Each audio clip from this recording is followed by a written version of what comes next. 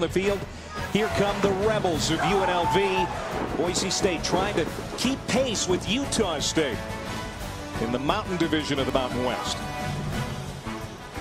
Hi again, everybody. Happy Halloween. Welcome to Vegas alongside my partner, former Pitt quarterback John Congemi. I'm Clay Matvick. About a month back, Boise State got a real blow. They lost their starting quarterback, and they had to turn the reins of the offense over to a true freshman. Could have been real bad, but Brett Rippon has risen to the challenge. He's done a great job of just creating tempo, creating pace in the offense, and I think that his youth and inexperience has not really shown. He's completed a high percentage of passes with 66th percentile, 10 touchdowns, only 4 interceptions. He sees the football field really well, and I think that's the one thing for a freshman. The ball's coming out of his hand quicker. I think he's becoming a real quarterback at the collegiate level, and I think he's embracing this opportunity. UNLV has had many coaches over the years that have tried to win here consistently, and it's been tough. UNLV, when they went for their next head coach, thought outside the box, brought in a local high school coach who's a fan favorite already. Yes, you know, you need to create excitement in Vegas, and I think that's exactly what Tony Sanchez is trying to do. Change the culture, change the attitude of the players and the community, because he's from here and he's a young head coach at 41 years old. So if you're not on board with Coach Sanchez, you're going to be off the train and off the bus rather quickly. He's taught this team so far, Clay, how to fight. Now he needs to teach them how to finish football games and get those wins stacked up. Well, UNLV won the toss. They elected to recede. That is very common for the Rebels. In fact, they had started with the football in every game this year, and they've had a lot of success. 5 touchdown drives to start games. Tyler Rasa has it on the tee, and we're underway from Vegas. Aaron Criswell and Lexington Thomas watch it sail through the end zone. The Rebels will start from the 25-yard line after the touchback. Blake Decker, the senior from Mesa, Arizona, is the starting quarterback for UNLV. The captain is back after missing the last 2 games with a shoulder injury. He used the bye week to heal up. He's a guy that can throw the football, and he can really get the weapons involved on the outside. And I think that's exactly what UNLV, the Rebels, want to do. They want to expand this pass offense, and they do it with the experience of Blaine Decker. UNLV, like I said, coming off a bye, blew a 14-point second-half lead at Fresno State a couple of weeks ago, trying to get that taste out of their mouth. First play from scrimmage, it's a pass, and Decker is complete to Devontae Boyd, the freshman All-American last year, with a good catch and a little run after the catch for a first down. Well, that's the way you want to start the football game. If you're the Rebels, you want to be able to use the perimeter, use the strong arm of Blake Decker, and get those playmakers involved early. Keith Whiteley in the backfield with Decker, their leading rusher. It's a good run game for UNLV. After that 11-yard pickup, they throw here on first down again, and again it's Boyd makes the catch out near the 40-yard line. Jonathan Moxie on the coverage. It'll bring up second down and about 5. Usually when you attack to the perimeter, to the short side, those are the easy pitch and catches to start a game, and that's what offensive coordinator Barney Cotton has gone to the first 2 plays, those easy pitch and catches to the short side of the field.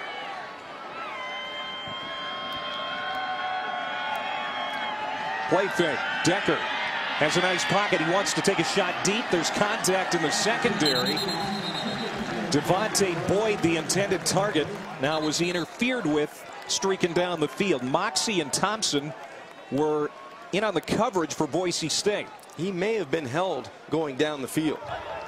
Holding by the defense, number 2. 10-yard penalty, automatic first down. And I know it's Halloween, but it's scary. It truly is scary how often you are right, John Congemi. Boy, I wish you would move in with me, because my wife has other ideas on that. But you know what, Clay? This is the way the Rebels want to start. This is the way they want to push the football in the air and put pressure on this Boise State defense. So far, so good for the Rebels. They've got it out at midfield now. Xavier Campbell comes in at running back. They fake it to him. Decker sets to throw, heaves it downfield, has a man, but he overshot him by about 3 or 4 yards. That was Kendall Keys, the sophomore from San Diego.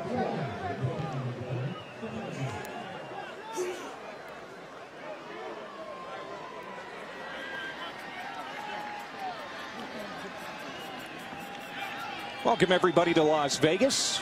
Boise State in town to take on UNLV. The Broncos trying to keep pace with Utah State in the Mountain Division of the Mountain West Conference.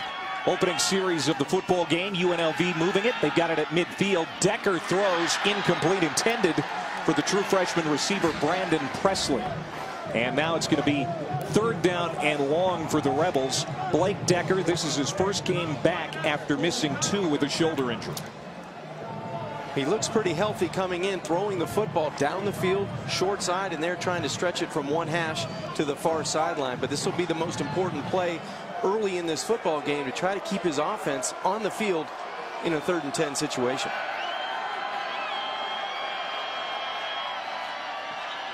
Decker has time, throws complete. Criswell, he's going to be short of the first down. Jonathan Moxey ran him out, so 4th down and short near the 43-yard line. We'll see what UNLV decides to do. Looks like head coach Tony Sanchez is going to send out that punting unit, try to pin the Broncos deep in their own end. UNLV has had a lot of success, John, on opening drives of games this year, but they're facing the #1 defense in the conference today. So Logan Yunker comes on to punt for the first time for UNLV. Shane Williams-Rhodes, the senior, is back deep, and a flag comes out. Maybe some illegal motion here by UNLV. False start. Number 48 of the offense. 5-yard penalty.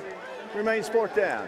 Well, one thing about Tony Sanchez's team, even though they're young, he's in his first year with this program, they haven't made a lot of mistakes to hurt themselves. No, they haven't. And he brings a lot of that energy, and he demands a lot out of these young players he's coaching. Yunker, the 3rd year as the Rebels punter, after a transfer from Nevada, puts it into the end zone. And Boise State will have their first possession starting from their 20-yard line. And Brett Rippon, the starting quarterback for the Broncos, over the last month since Ryan Finley got hurt, and for the most part, John, he has played pretty well. He really has. He's been thrown into the fire as a true freshman, but very intelligent. When he makes a mistake, he'll self-correct himself, and I think that's what makes Brett Rippon fun to coach. The upside is tremendous for him, and he's mature for his age, so he has all the intangibles that you want at the quarterback position. And he's got a terrific running back to the right.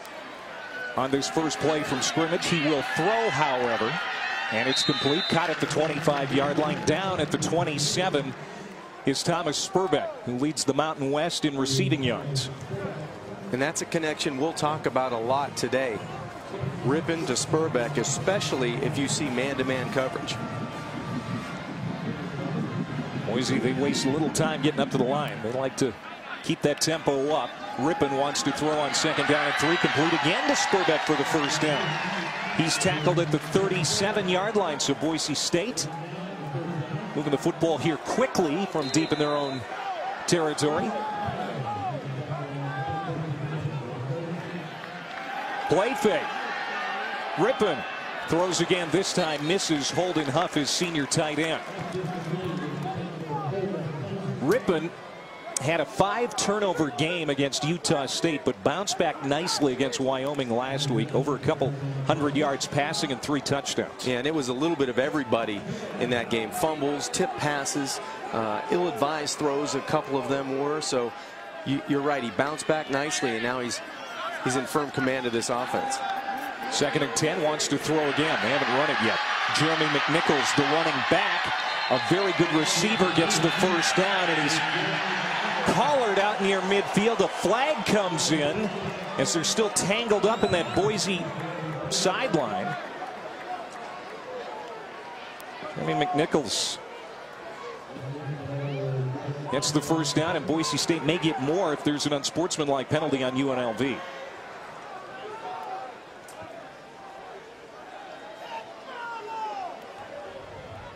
Personal foul. Number 2 of the defense. Late hit out of bounds. 15-yard penalty added to the end of the run. Automatic first down. And Clay, it wasn't so much a hit. You just bring him to the ground when you're already 5 yards out of bounds. So it wasn't the hit. If he doesn't tackle and bring McNichols to the ground, I don't think there's a flag. Richmond in his second year in the program at UNLV after a transfer from junior college gives Boise State terrific field position. Now 1st down and 10. They throw it again to Spurbeck, and he steps out inside the 30. And UNLV having a hard time stopping this passing game of Brett Rippon. They haven't run it yet. Sometimes you have a good rapport with one receiver, and Spurbeck's that guy for me. Just watching Brett have the relationship, I would attack the middle of the field here in man coverage with a little skinny post route, going back to Spurbeck here now on 2nd and short. 38 points per game, 19th in the nation, #1 in the Mountain West. This is a very potent offense. Deep handoff, McNichols. He's stopped at the 35. UNLV ready for the first running play of the day.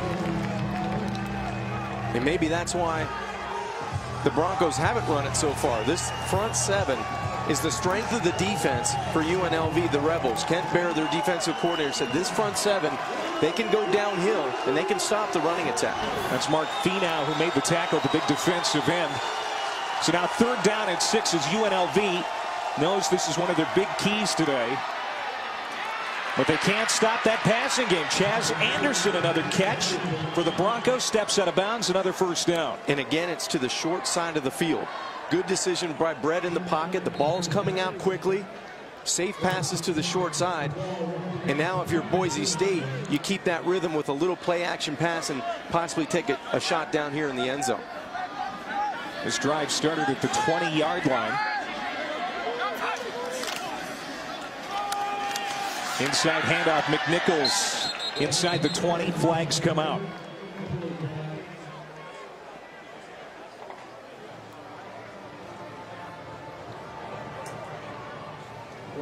Here's Eddie Shelton, our lead official, and this Mountain West crew.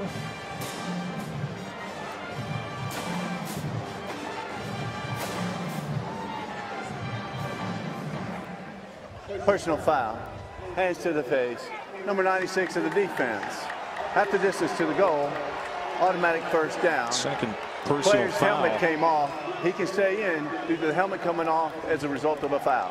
Second personal foul against UNLV on this series. Yeah, the defense of the UNLV Rebels hurting themselves. 2 15-yarders, and now Boise State inside the 10-yard line. That one against Ephraim Clark, the defensive end. 1st down and goal to go. From the 9. Ball comes out. Rippon is able to pounce on it and save it for Boise State.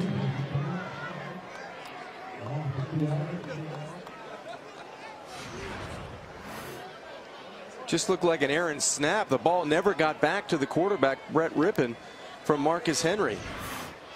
And they're lucky to get on it.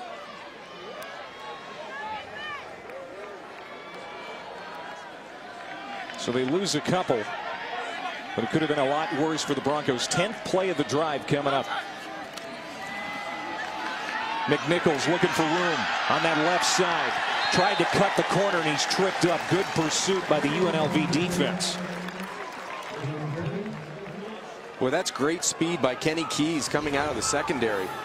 There was one man to beat, and 44 is a blur coming up in the open field to make this tackle, because McNichols may have found the end zone. UNLV trying to force Boise State to settle for a field goal attempt. Spurbeck to the short side of the field. Rippon takes a shot at the end zone. He had Spurbeck, but he couldn't haul it in. And Tim Huff, the redshirt freshman from right here in Vegas, did a good job in the coverage. The key, Huff actually turns his head at the last moment. There might have been a little bit of interference with that offhand, but he does a good job of closing the distance between the ball and where Spurbeck wanted to catch it in the corner of the end zone. So Tyler Rawson comes on for a 25-yard field goal attempt. 15 for 17 this year on field goal attempts. And that one is true. So Boise State gets points on the board. They settle for 3 on their opening series.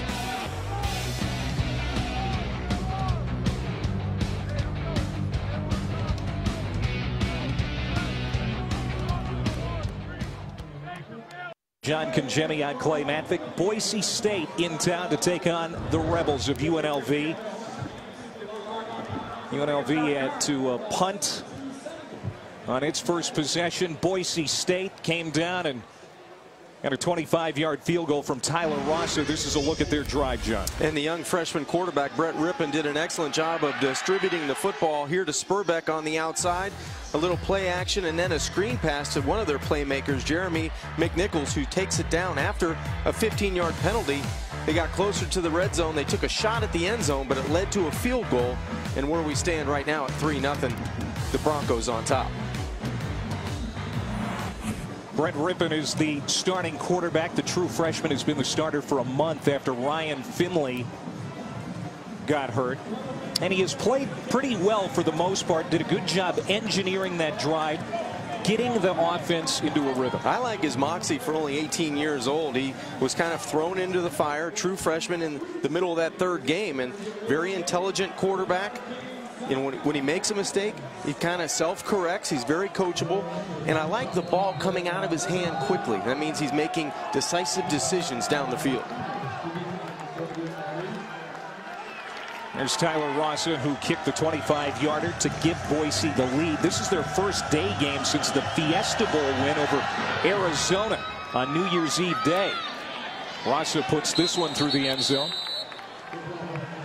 And UNLV will go to work here for its second offensive series. Blake Decker, the captain, back after missing the last two games with a shoulder injury.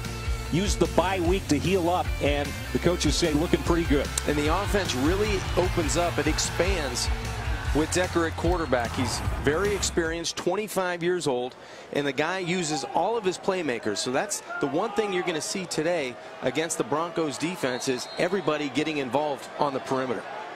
He was 3 for 5 for 23 yards on that opening series. That stalled out around midfield. Keith Whiteley gets the carry here on first down. It's going to be a short gain, second down. And what are the keys when UNLV has the football? Just what I was talking about there, Clay. Blake Decker needs to expand this offense and get everyone the football with his experience and decisions and arm strength. And then for Boise State on defense, they have to try to create some pocket pressure. Their defensive coordinator, Marcel Yates, says, you know, the defense up front with Correa and Nance, those two guys need to dominate. On second down and 7, they'll run it again. Whiteley with very little operating room on that right side. Tyler Horn, the defensive end, makes the tackle. Tony Sanchez, the first-year head coach, hired veteran offensive coordinator Barney Cotton, who loves to run the football. In fact, this offense running the ball over 200 yards per game, but they're in for a battle today against the #1 defense in the Mountain West. Well, they're going to have to do it through the air, and I think it's going to be the decision making and the accuracy of Blake Decker to be the difference for UNLV. Third down at 6, pressure. Decker gets away on the hoof, lowers his shoulder and wills his way to a first down. Good battle there between Decker and the cornerback Jonathan Moxie, but UNLV will move the sticks after the 7-yard pickup. And sometimes as a quarterback you have to do this. When you have to move the chains on third down, the clock in his head kind of said, you know what, it's time to get out of here, and I have to put my head down and try to will myself for the first down, and he runs over Jonathan Moxie. And again, does have a shoulder injury that he's recovering from, his throwing shoulder. He'll heave it downfield this time. It lands incomplete. Nobody close. And bring up second down. Barney Cotton, first-year offensive coordinator, spent several years in Nebraska, former offensive lineman for the Huskers as well. He's gimping around a little bit on that sideline, John. A couple of days ago, injured his knee, the same one that ended his professional career, so he's hurting a little bit, gutting it out today. He's toughing it out on the sidelines. He says, I'm going to stand about 20 yards behind the action just so he doesn't get hit. Decker pitches. Whiteley, no room. On that far hash, there wasn't a lot of real estate anyway, and Ben Weaver took a good angle to the football. And so now it's third down and long here after the loss of 1. Again, the UNLV offense is going to have to get it done through the air, and their playmakers with Boyd and Keys on the outside.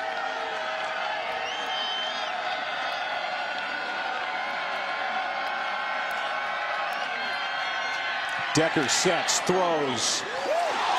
Incomplete. Aaron Criswell couldn't make the catch. I don't know if he didn't completely see it because it bounced off his shoulder pads.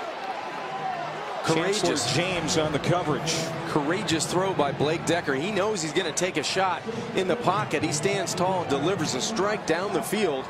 And somehow, some way, Anthony Williams has to come up with that reception. Logan Yunker on for the second time already today to punt. Shane Williams-Rhodes standing inside the 25 to receive for Boise State. He'll look up into that sunshine and call for the fair catch. And Boise will go back to work on offense from the 21 after that 44-yard punt. This is a catch that Aaron Criswell, the senior from San Francisco, needs to make, John. Blake Decker is going to throw the football consistently down the field. And if UNLV is going to stay in this game, you have to make plays down the field.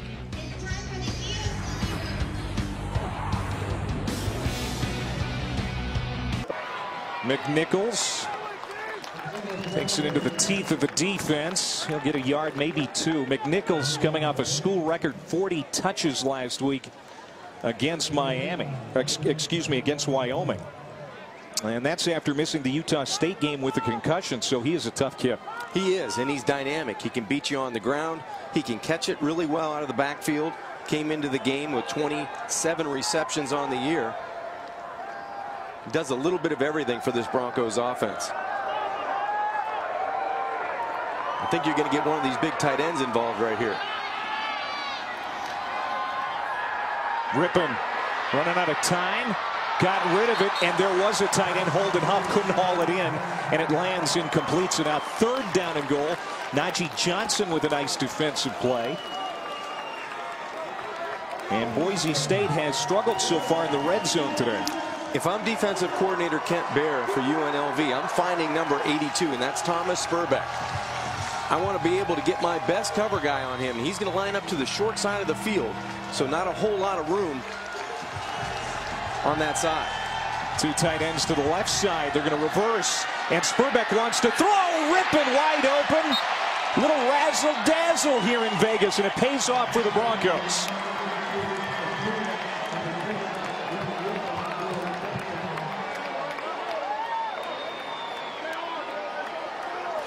Terrific play call by the Broncos. This is just toss sweep to the short side. Everybody in a red jersey is flowing to that side. And you get a former high school quarterback, and Thomas Spurbeck throws that little touch pass to Brett Rippon for his first reception as a collegiate quarterback. And the extra point by Tyler Rossa. Well, Brian Harsin said we want to get Thomas Spurbeck involved more. Even as a passing quarterback, not just the Wildcat QB. It's 10-0 Broncos.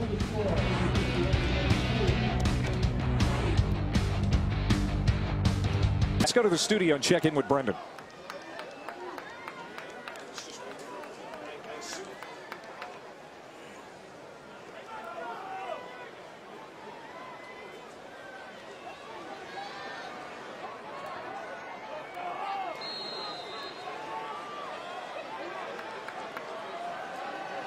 All right, Brendan, thank you very much. Clay Matvick, John Congemi here with 3:51 to go in the quarter and a penalty.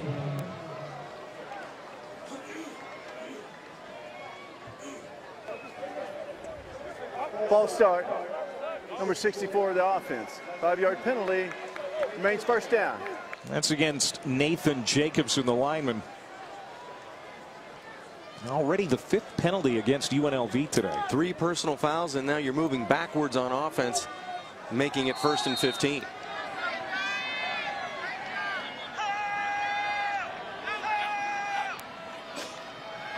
Decker wants to throw on 1st and 15 over the middle. Oh, what a great effort by Kendall Keys, and he was smoked by Darian Thompson.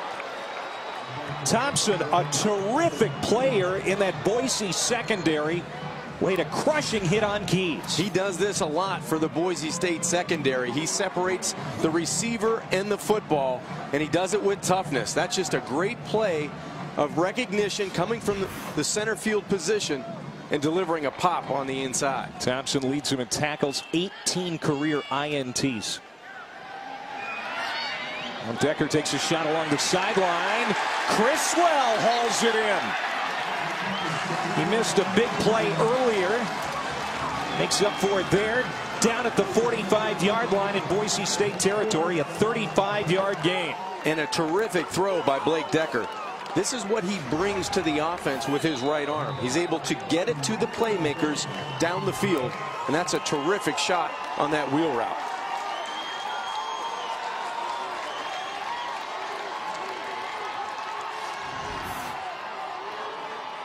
Presley goes in motion. They find him in the backfield. Now he wants to throw. Looking for Boyd, who comes back to the football and makes the catch at the 14. We having fun yet? UNLV says we can do that too. We've got that one we can dial up as well. That's a terrific job of play calling that time by Barney Cotton, the offensive coordinator. A little double pass. Good throw down the field. An excellent adjustment to the football by Boyd. Presley, the true freshman out of California, who Barney Cotton told us yesterday has a huge upside. He didn't mention anything about throwing it. No, he didn't. Now Decker left naked in the backfield. Devontae Boyd is able to get the catch for an 8-yard pickup. Decker very quick to get rid of that football with pressure breathing down his neck. One of those playmakers I mentioned in Korea coming off the edge. He's got great closing speed for the defensive end, and you mentioned Blake Decker does an excellent job of retreating, getting away from the pressure, and throwing a strike to the short side. Decker now 5 for 10 passing. And that's, Clay, and at some point you have to run the football here in the red zone. They haven't really been able to establish the run yet, and that's been their bread and butter.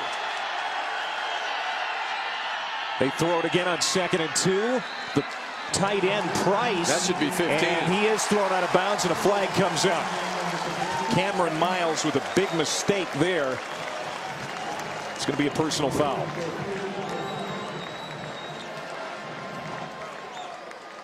That'll get the ball half the Personal distance. foul. Late hit out of bounds. Number 24 in the defense. Half the distance to the goal. Automatic first down. 2 mistakes on the perimeter, one by the UNLV defense, and this time there's no reason just to sling the player out of bounds by Miles. Just take him out of bounds.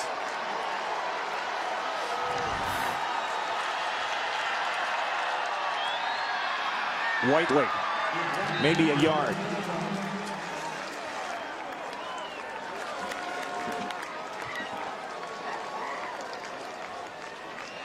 Great penetration that time by the Boise State Broncos front 7. They were in the backfield in a hurry. They're going to have to do it again here on 2nd and goal. #1 defense of the Mountain West, especially against the run. They are terrific. 7th play of the drive. Nowhere to go. Xavier Campbell is stuffed in the backfield. Looked like Armand Nance was the first one there, Clay. Again, penetration deep in the Rebels backfield gets them going backwards. Big nose tackle out of Houston. Well, I said they may have to run it at some point. I'm not so sure they want to run it on 3rd and goal. Maybe move the pocket a little bit to the wide side and let Decker beat him with his arm. He will throw to the end zone. Incomplete. Double coverage in the corner. Kendall Keys was his target, but Boise had that blanketed. And now it's 4th down, and the field goal unit comes out. Terrific defensive stand by the Broncos defensively. They commit a penalty that gets the ball on the 2-yard line, and they get the Rebels going backwards 3 plays in a row. Nikolai Bornand, 8 for 10 this year. Comes out for a short field goal attempt from the far hash. This will be a 20-yarder.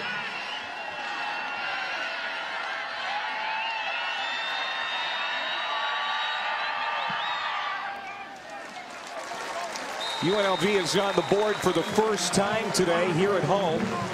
Tony Sanchez happy to see them get something, wanted more, but it's now a 7-point game. Back in Vegas here in a moment.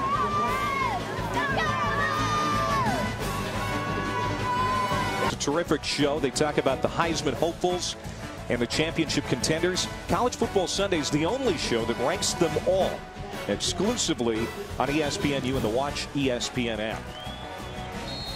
Well, both drives so far today for Boise State have resulted in points. Brett Rippon led them on an opening scoring drive.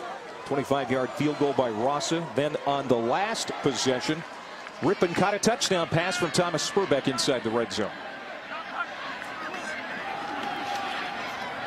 Try and set up the run here with McNichols. First year as Boise State's feature back. McAlina, the middle linebacker, brings him down. Second down. Clay, I really like the way Boise State distributes the football offensively. They get everybody involved and make it really difficult defensively because they put pressure from sideline to sideline. They got a lot of looks, too.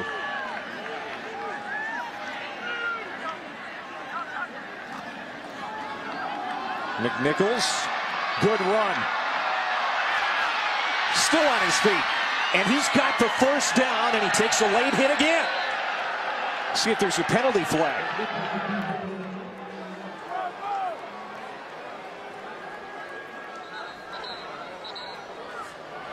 Surprisingly, I don't think there is. There was a flag down, but I'm not so sure that was the call. There is a flag over there. What a run by Jeremy McNichols. During the run, illegal block, number 6 of the offense. 10-yard penalty. In spite of the foul. We play second down. We thought we might have had another personal foul on UNLV's defense. As it happens, it's against the offense. Wipes out a terrific run by McNichols. And this is all individual effort. This is a terrific job by McNichols. It's all going to be for naught. When I had an opportunity this week, Clay, to talk to Jay Ajayi, who's with the Miami Dolphins, was a former Boise State running back. He said he tried to teach everything he knew to Jeremy McNichols. That time, I don't know if you could have taught that. That was a pretty nifty run. He is exciting to watch. And as the first quarter comes to an end, Boise State has a touchdown lead here in Las Vegas on this Halloween Saturday afternoon. Back in a moment.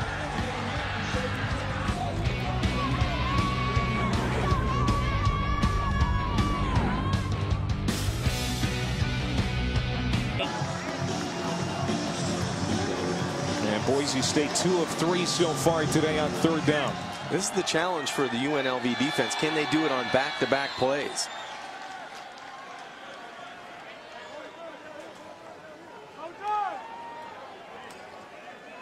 Looking at that right foot or ankle of Chaz Anderson. 14:54. 14:54. They're going to put 6 seconds back on the game clock as it is.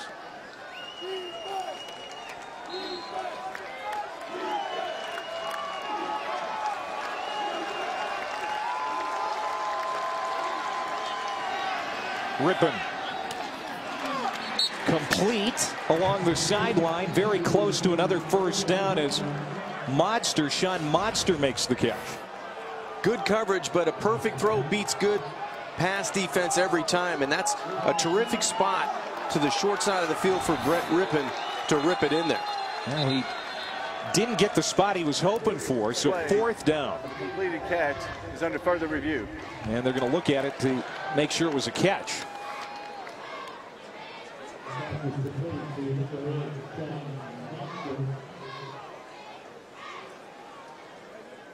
Boy, Rippon has looked very good throwing the football today. Yeah, he's been on time and on target. And here's the catch on the outside. It looks like a completed catch, and he catches it all the way through. I don't see a bobble or anything like that. It looks like Modster actually holds the football through the catch and to the ground. So I think that's going to stand. It's got to be indisputable video evidence to overturn it. It was ruled a catch. We'll see what the replay official Gary Brown decides. Brett Rippon, sophomore Ryan Finley, started the first 3 games. Rippon had to come in after that right ankle injury to Finley. In fact, he's still in a boot. could be out for the year, and Rippon may be holding on to this job for the foreseeable future.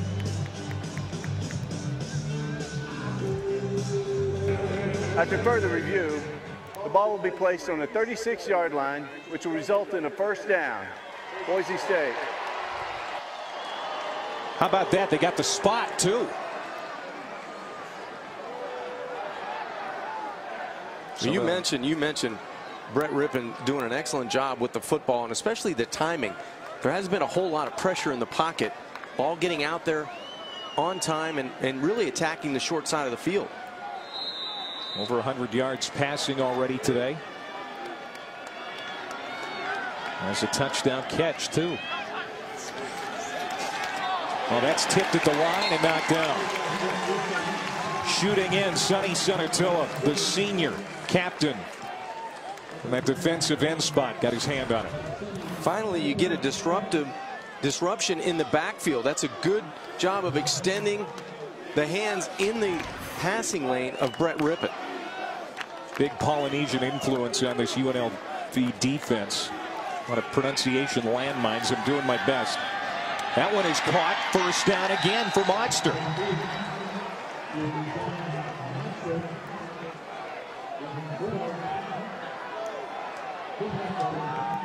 Here comes tempo, pace. That's what Boise State does when they start putting back-to-back positive plays together. To the outside, Spurbeck bobbles, and he makes the catch. Out at the 44, Tim Huff having a hard time winning the battle with Spurbeck. Boy, you're right. The true freshman was on the wide side of play before. Now he goes towards the UNLV sidelines and gets a really tough task in trying to hang with Thomas Spurbeck. 8-yard gain for Spurbeck. He's got 5 catches for 51 yards.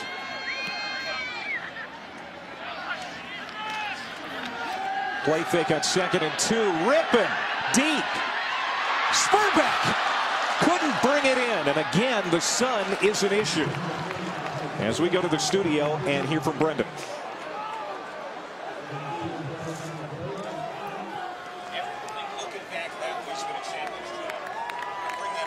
Looking at son.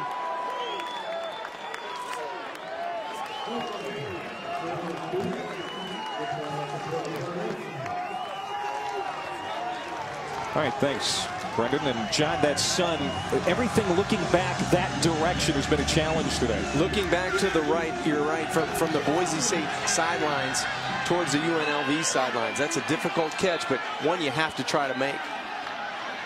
McNichols on 3rd and 2, stood up, pressed back, and dropped near the line of scrimmage. No gain, 4th down. The strength of this Rebel defense is up front, and they were able to stop Jeremy McNichols on a 3rd down run. It looks like they're going to get that opportunity again here on 4th down.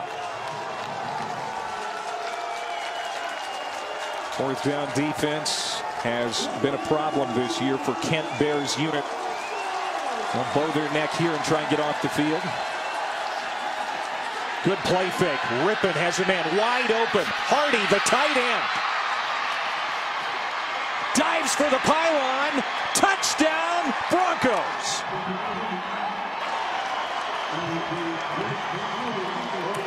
The 5th-year senior from Boise with a touchdown catch and a great run. What a terrific call on 4th down. The play action.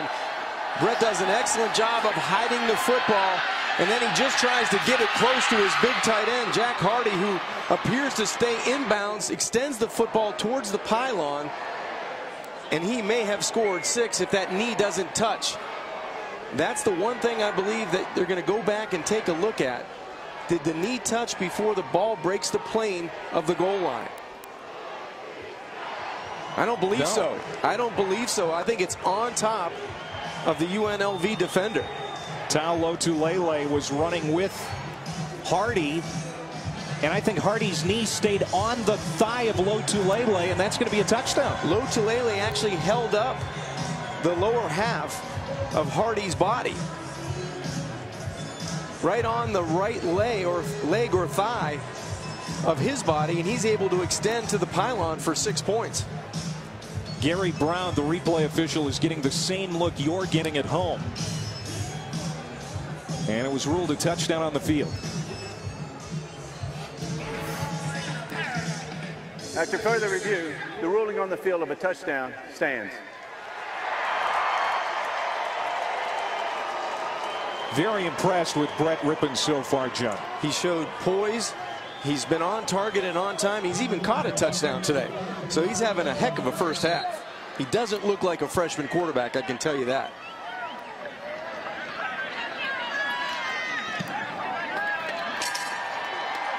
(17-3) Boise State. 9 plays, 75 yards.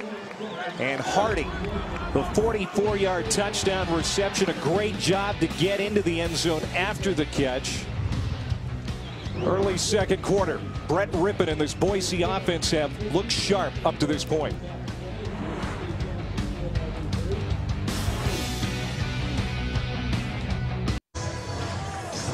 Boise State leading at 17-3 here in Vegas. Brett Rippon with his 11th touchdown pass of the year. It's a 10-play, 75-yard scoring drive. The senior Hardy with a nice play to score.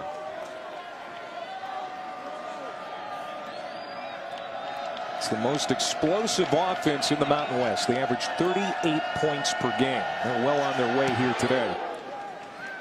Rasa boots it into the end zone. Criswell's going to bring it out from about 2 yards deep. Gets to the 20, and he's cut down at the 22. Let's take another look at this touchdown from Boise State. I'm not so sure what this defender here is doing because it's man coverage, but Hardy's just going to run an in route down the middle of the field, and the play action by Brett Rippon really sets up this play. All 11 eyes are in the backfield for UNLV, and a wide open redshirt senior tight end does a good job of adjusting to the pass and getting in the end zone. But the ball skills, the play fake, I mean, that's not a freshman.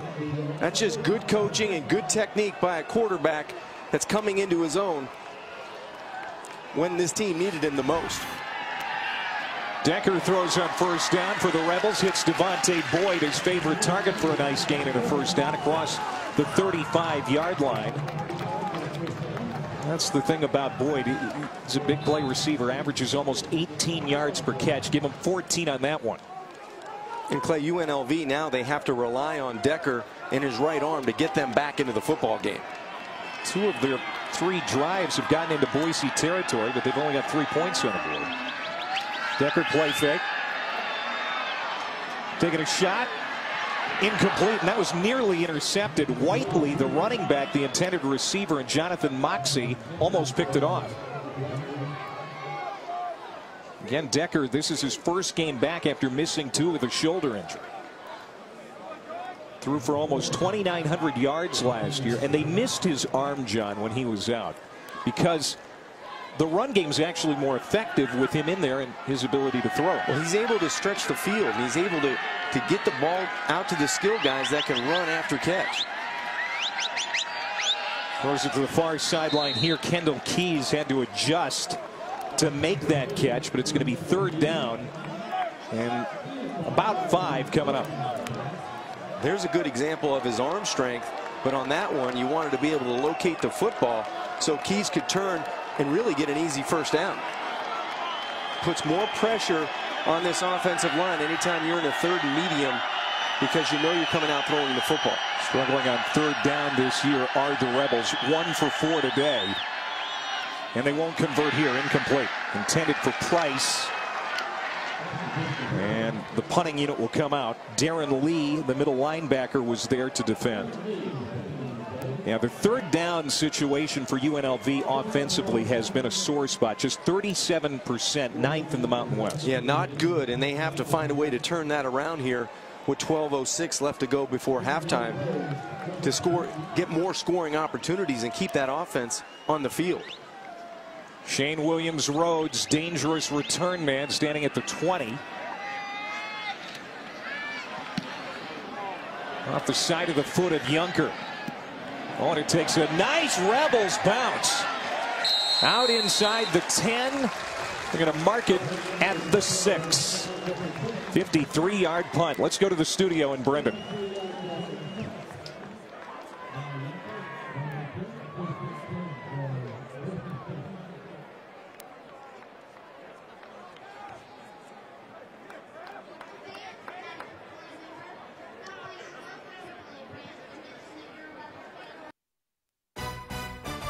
ESPNU College Football is brought to you by new DQ Bakes Oven Hot Snack Melts at participating locations. During his 6 years at Bishop Gorman High School here in Las Vegas, Tony Sanchez won 6 state titles. Went 85-5 as the head coach of that program. The USA Today's Coach of the Year last year, the Rawlings Coach of the Year.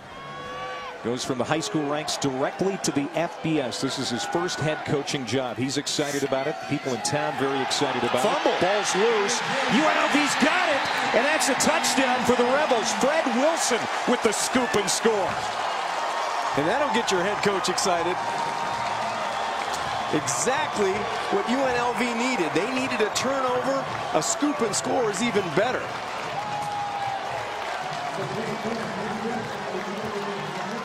And it's the senior Fred Wilson getting it done. Looked like a simple handoff. It's executed properly. Someone gets a hand on the football, and Fred Wilson right there. And you can see head coach Tony Sanchez likes what he sees out of his defense. And Nikolai Bourne-Mand will come on for the extra point to make this a 7-point game again.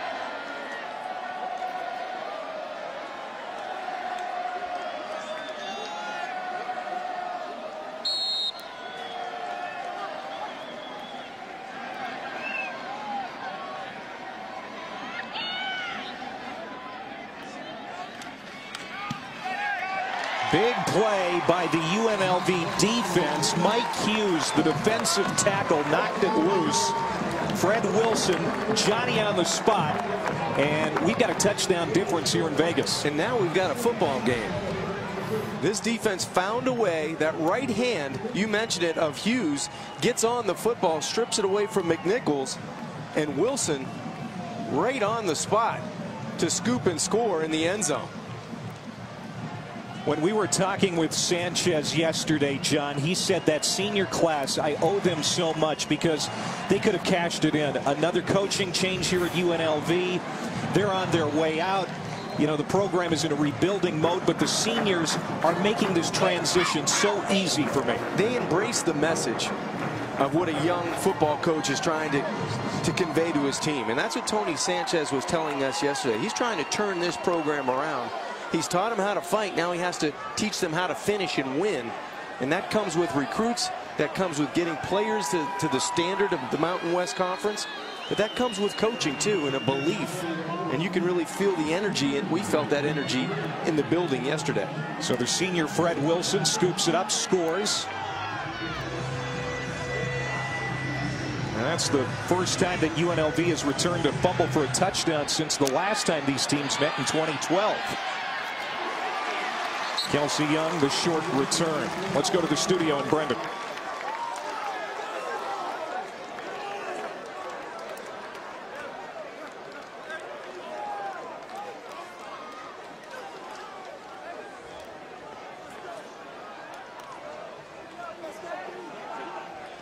You and I saw Iowa earlier in the year. That is a team that is very balanced. Good offense, but a terrific defense. Well, that defense is stingy, and I think they're going to have to be stingy in the month of November to stay atop the Big Ten West Conference.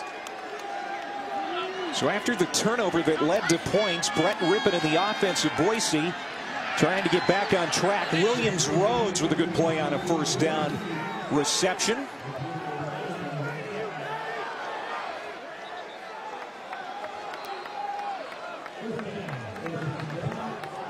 You can see that Shane Williams Rhodes is climbing the charts. And the Wildcat is back for Boise. Thomas Spurbeck threw a touchdown pass earlier. This time hands off to Kelsey Young, and it's a good play. The number 2 running back for the Broncos rips one off into plus territory down to the 46-yard line. Clay, this team is so difficult to defend because they have so many things to do in terms of formation, motion, personnel groupings. And that's what Ken Bear was telling us. He said, you know, the bye week came at a good time to prepare for Boise. You need extra time. Rippon out to Anderson. Nice move at the 40-yard line. Dives ahead for another yard. And good to see Anderson back into the game. He appeared to injure his foot or his right ankle. But he's running around out there pretty good now. Yeah, it looked like he got that retaped on the sidelines and back in the action. And good to see number 6, the redshirt junior. 2nd and 3.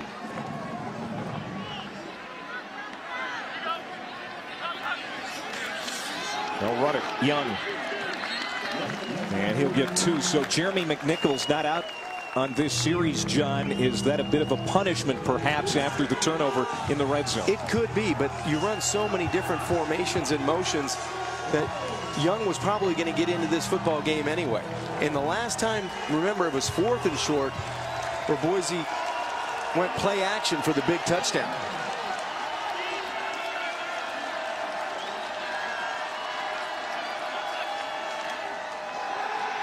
Play action rolling out, complete, tight end, Rowe, 1st down.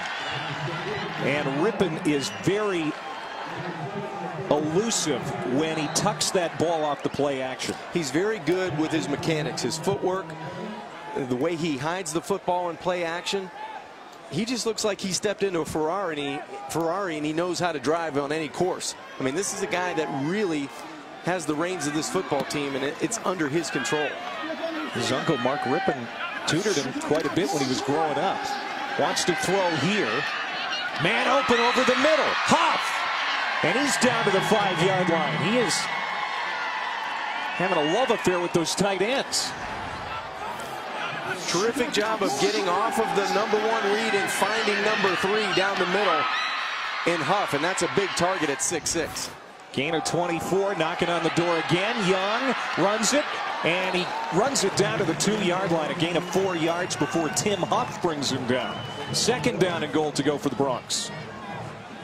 And another big hit out of the secondary by the Rebels to keep Young out of the end zone.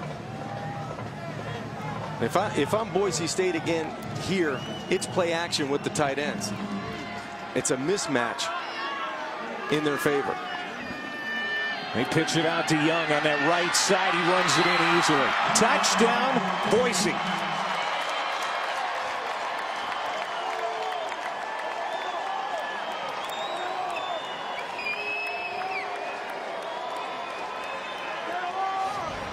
Terrific answer by the Broncos. They come back in dominant fashion, do it most of the way through the air. But that was way too easy. Good surge by the offensive line, and Kelsey Young just walks into the end zone.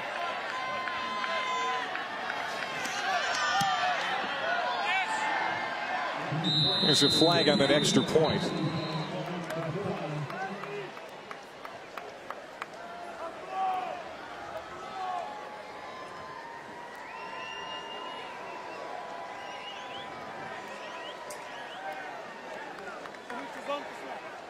Offside.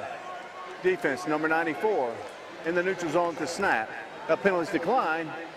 Tries good. Well, Brett Rippon having a great day, over 200 yards passing. This one gets him down to the 5-yard line. And it's 24-10 Boise State.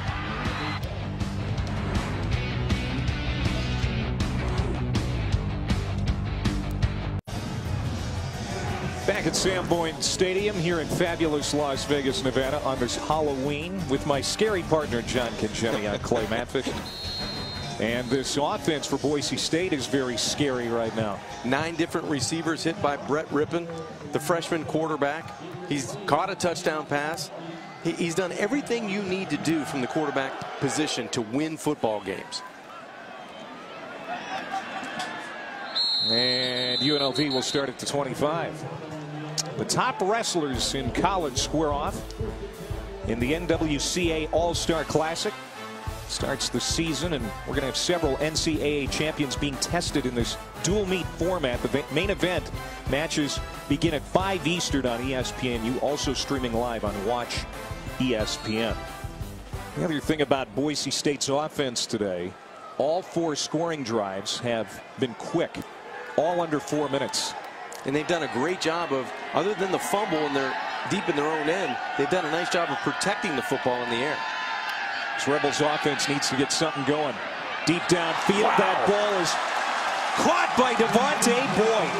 He climbs the ladder over the defenders and hauls it in at the 46-yard line of the Broncos. Sensational catch by Boyd. I mean, this is 4 against 1 down the middle of the field, and he's the one. He goes up and gets the football in traffic, and that's the play that this offense was looking for. Sensational catch. Devontae Boyd out of Henderson, Nevada, just down the road. Freshman All-American last year, having another terrific season. A gain of 29, and UNLV needed that.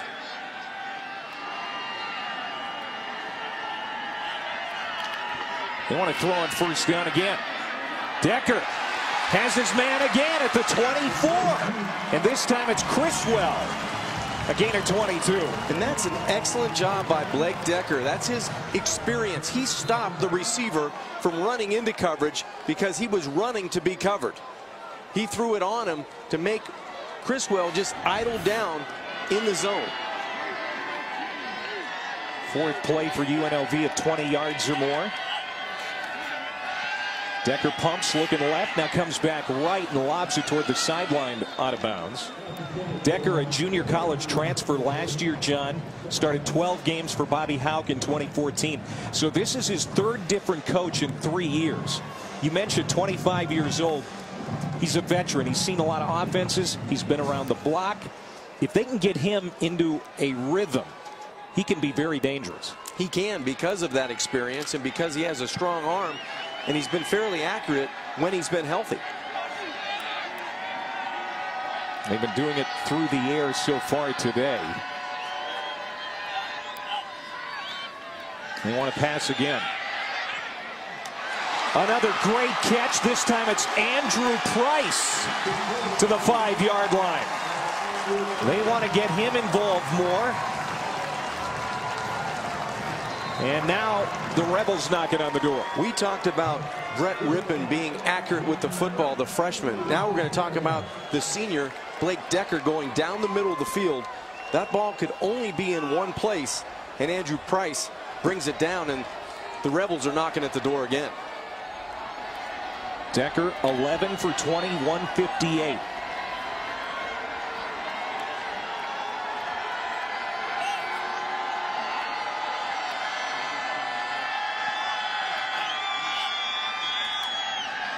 To the end zone. Looking for Boyd. There's a penalty flag. Jonathan Moxey draws the marker.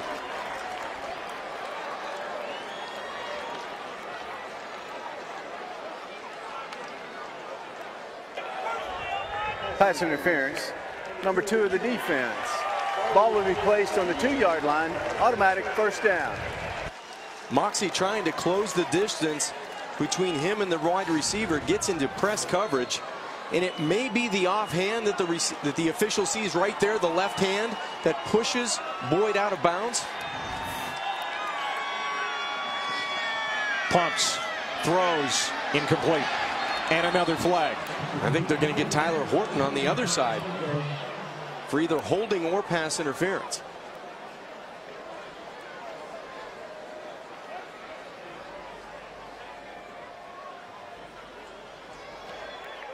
Holding, number 14 of the defense. Half the distance to the goal. Automatic first down. Coach Harsin likes Horton, the true freshman out of Fresno. Started last week against Wyoming. He's got a bright future, but another penalty flag not doing Boise any favors here. Yeah, the right hand gets on the shoulder pads and more importantly on the jersey. For a team that wants to be physical, now's the time for this running attack for UNLV. Xavier Campbell, their big true freshman power back, is in there. They feed it to him, but he runs into a wall. Second effort. And he didn't get in. Stopped about a half yard away from the goal line. Campbell, part of Tony Sanchez's first recruiting class. We'll see if they give it to him again. When we talked to Barney Cotton, the offensive coordinator, he says this offensive line, they're lunch bucket guys, but they're a little bit undersized. They need to find a way to win at the point of attack. Campbell to the left of Decker. He's got it. And again, it appears that he did. Oh, he got in. Late signal from the official. Touchdown, UNLV.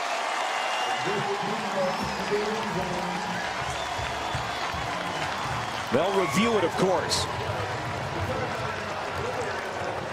Touchdown. The left guard, Eric Noon. It was a very late call, and it looks like when you extend the football there, it may have broken the plane by Campbell, but that was very close, and you can't keep exposing the football down inside the one. I'm not so sure if that ball ever did break the plane. Well, and Eric Noon, the left guard, is the one who recovered it if it was indeed a fumble, or if it was just ruled a touchdown by Campbell. Multiple missed assignments. That's where the official must have said the ball broke the plane the first time. But they're going to call it a fumble. A fumble, and Noon on the fumble for the touchdown. And the extra point is good by UNLV. The ruling on the field was a recovered fumble by the guard, Eric Noon. Very dangerous by Campbell, and Noon on the spot for the touchdown. Here's another look as we go to break. Noon was the man on the spot because this ball gets exposed inside the one. It's on the ground, but Eric Noon on top of the football for the touchdown.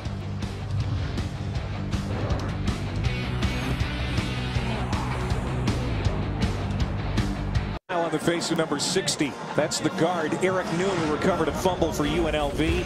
Nice 6-play drive, getting it down there through the air. Blake Decker looking good. Decker had a really good series throwing the football. A terrific catch by Boyd and then Price. And then Eric Noon, the guard. Johnny on the spot up front for the Rebels. And UNLV within a touchdown again on the return for Boise State. Terrell Johnson. And he's knocked down just across the 20 as we go to the studio in Bremen.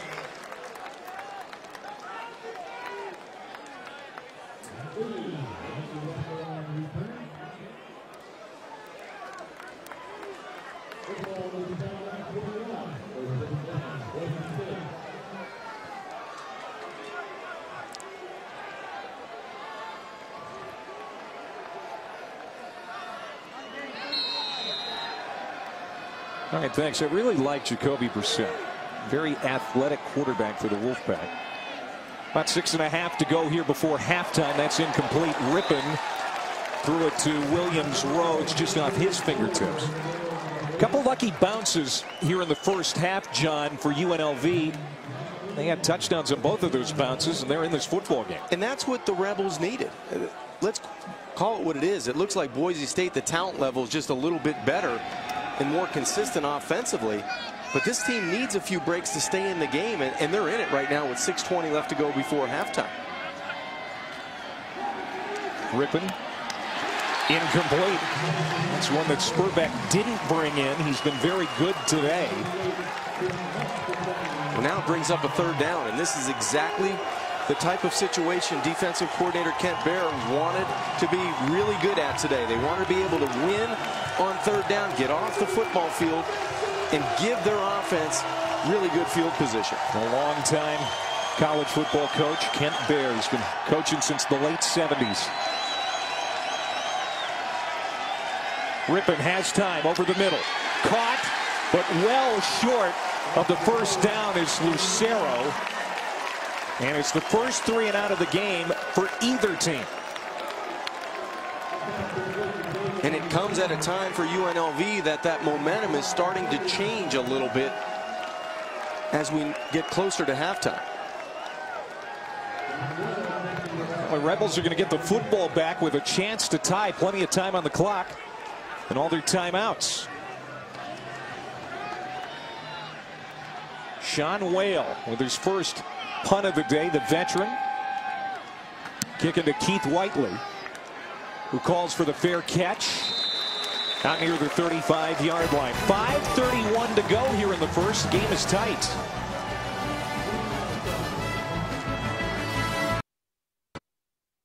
Rebels under first-year head coach Tony Sanchez down a touchdown here in the first half. They're 2-5, 1-2 in the conference. But they've suffered 3 one-possession losses, John, including an overtime loss. And they've already beaten their biggest rival, Nevada. So, in some respects, things have already turned around for this football program. Well, they have, and they have in a short time span for head coach Tony Sanchez. But you mentioned the last 2 games.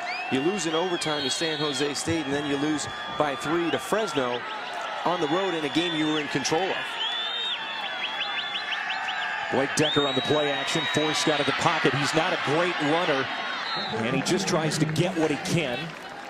Couple of yard pickup across the 35-yard line. Martirano on the stop. UNLV has all of its timeouts remaining. Over 5 minutes to work with here. And down a touchdown. Clay, sometimes the best plays as a quarterback are the ones you don't make. And that time, Blake Decker didn't force it down the field where there was excellent coverage. Plays it out into the flat. Lexington Thomas, his first touch of the day. They like this running back. Spinning. Trying to get that first down, but he stopped short after the 7-yard gain.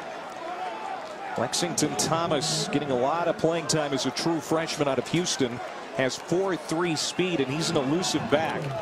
Makes it 3rd and short for the Rebels. Good pursuit that time by the Broncos defensively to corral that speed by Thomas. See if they can pick up this first down. They've got it and more. Out close to midfield, Xavier Campbell.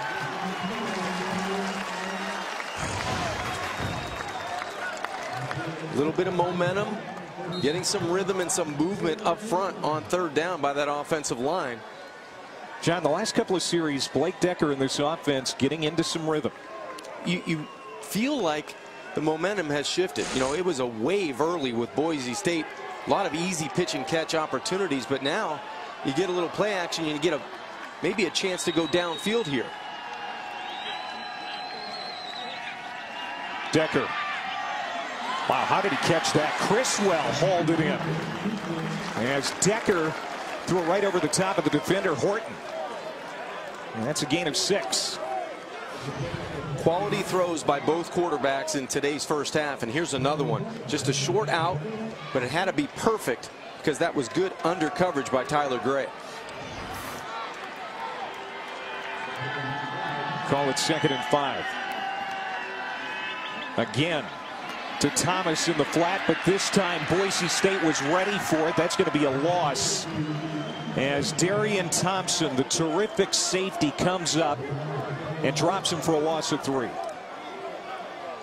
Very little hesitation when Darian Thompson is going downhill in space making plays. So what are they going to do here on 3rd and 8? They're going to try to get it outside to their playmaker. I would think you're looking at Keys or Boyd to try to get them the football. Trying to keep this drive alive just ahead of halftime. Decker to Whiteley. Nothing doing. And Jonathan Moxie, who's been active today, some good, some bad, makes a nice play there to force 4th down, and the punting unit will walk out. Ty Matuita, the defensive tackle, really pressured the pocket, and I don't think it allowed the quarterback, Blake Decker, to go downfield. He had to check that football down. Logan Yunker with his 4th punt of the half. And Shane Williams-Rhodes is standing inside the 10. They're trying to pin him deep. They kick it away from him. Another nice bounce inside the 5, down near the 1. Yunker with his second kick inside the 5-yard line. And we go to the studio. Brendan.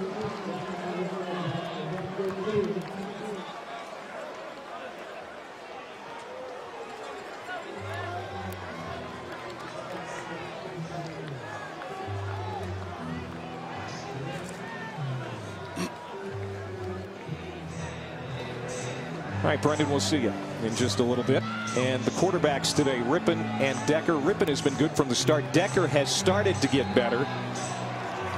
Very impressive effort by the freshman. The one thing they've done is protect the football, and they've been effective with their eyes.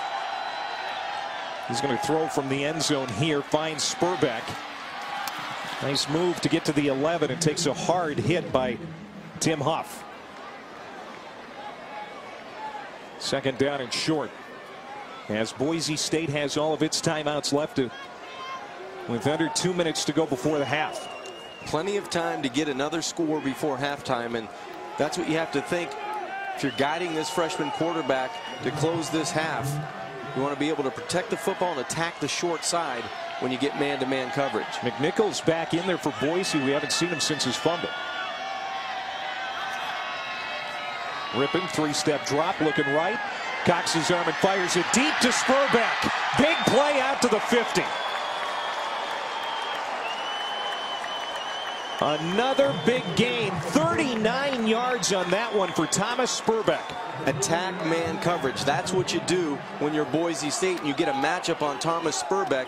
He's going to win when he's pressed because he's elusive at the line of scrimmage and has the speed to go deep. Quickly get up to the line and snap it. They dump it off short to McNichols. He'll dive ahead after the catch. A pickup of 7. Clock running. McAleenan made that stop. Second down and 3 with just over a minute to go. Boise State trying to at least get into field goal range for Tyler Rassa. His career long is 51 yards. Rippon goes to the outside and working that sideline beautifully. He stayed in bounds, however. A.J. Richardson, they're going to keep that clock moving. Well, so Boise State has to use a timeout with 48 seconds to go. Boy, really good drive by Brett Rippon in this offense. You have to really like what he's done today. He came out slinging it from the start, and he loves to get it all over the football field to his targets. This time, he catches a touchdown, Clay. That was really impressive early in this one. Rippon, who has been around the game his entire life, his uncle Mark Rippon, who played at Washington State before going on to the NFL, broke many of his uncle's high school records in Spokane. I think that's part of the reason he has skills beyond his years. And I got a chance to talk with Mark this week about Brett, and he said that what he noticed when he was 7th or 8th grade was, you know, he had the mind of a quarterback and he had the commitment to a quarterback. And when you look at the results today and you fast forward to him getting his chance, he really has stretched the football field from the left side to the right side, attacking the middle in 10 yards or less.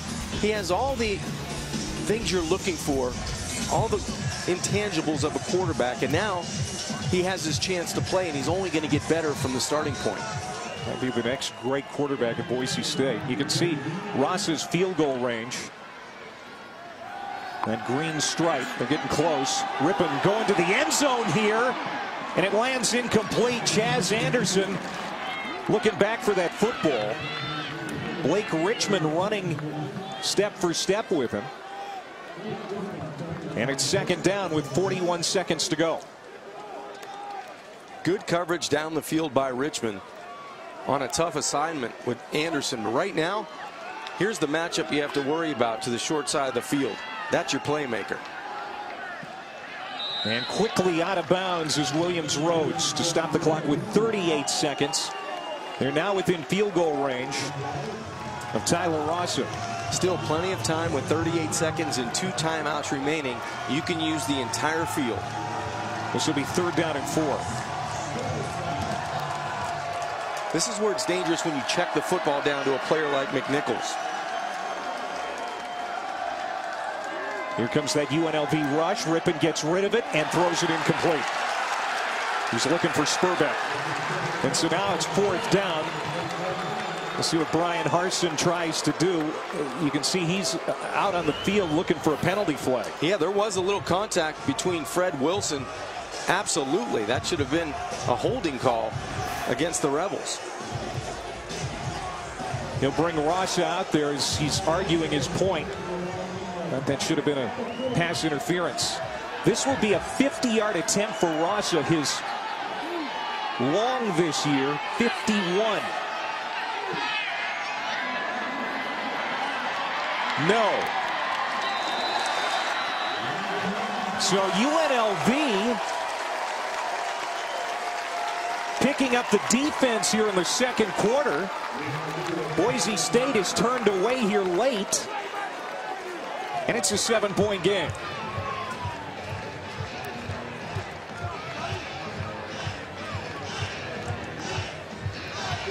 Saturday Night Football presented by Walmart on ABC. Number 9 Notre Dame taking on number 21 Temple. The Owls coming into this game 7-0 for the first time. 6-1 Notre Dame's playoff hopes very much alive if they can run the table. Notre Dame Temple at 8 Eastern on ABC. Temple, one of the group of 5 teams with New Year's 6 ambitions, just like Boise State. UNLV is going to be happy to be down just 7, John, going into halftime. They found a way to get back into this football game, and through the emotion and execution from their head coach Tony Sanchez all the way down through their quarterback in Blake Decker. So on this Halloween Saturday, UNLV, the rebuilding team, throwing a scare into the big boys from Boise. 24-17 at the half. Now to the studio.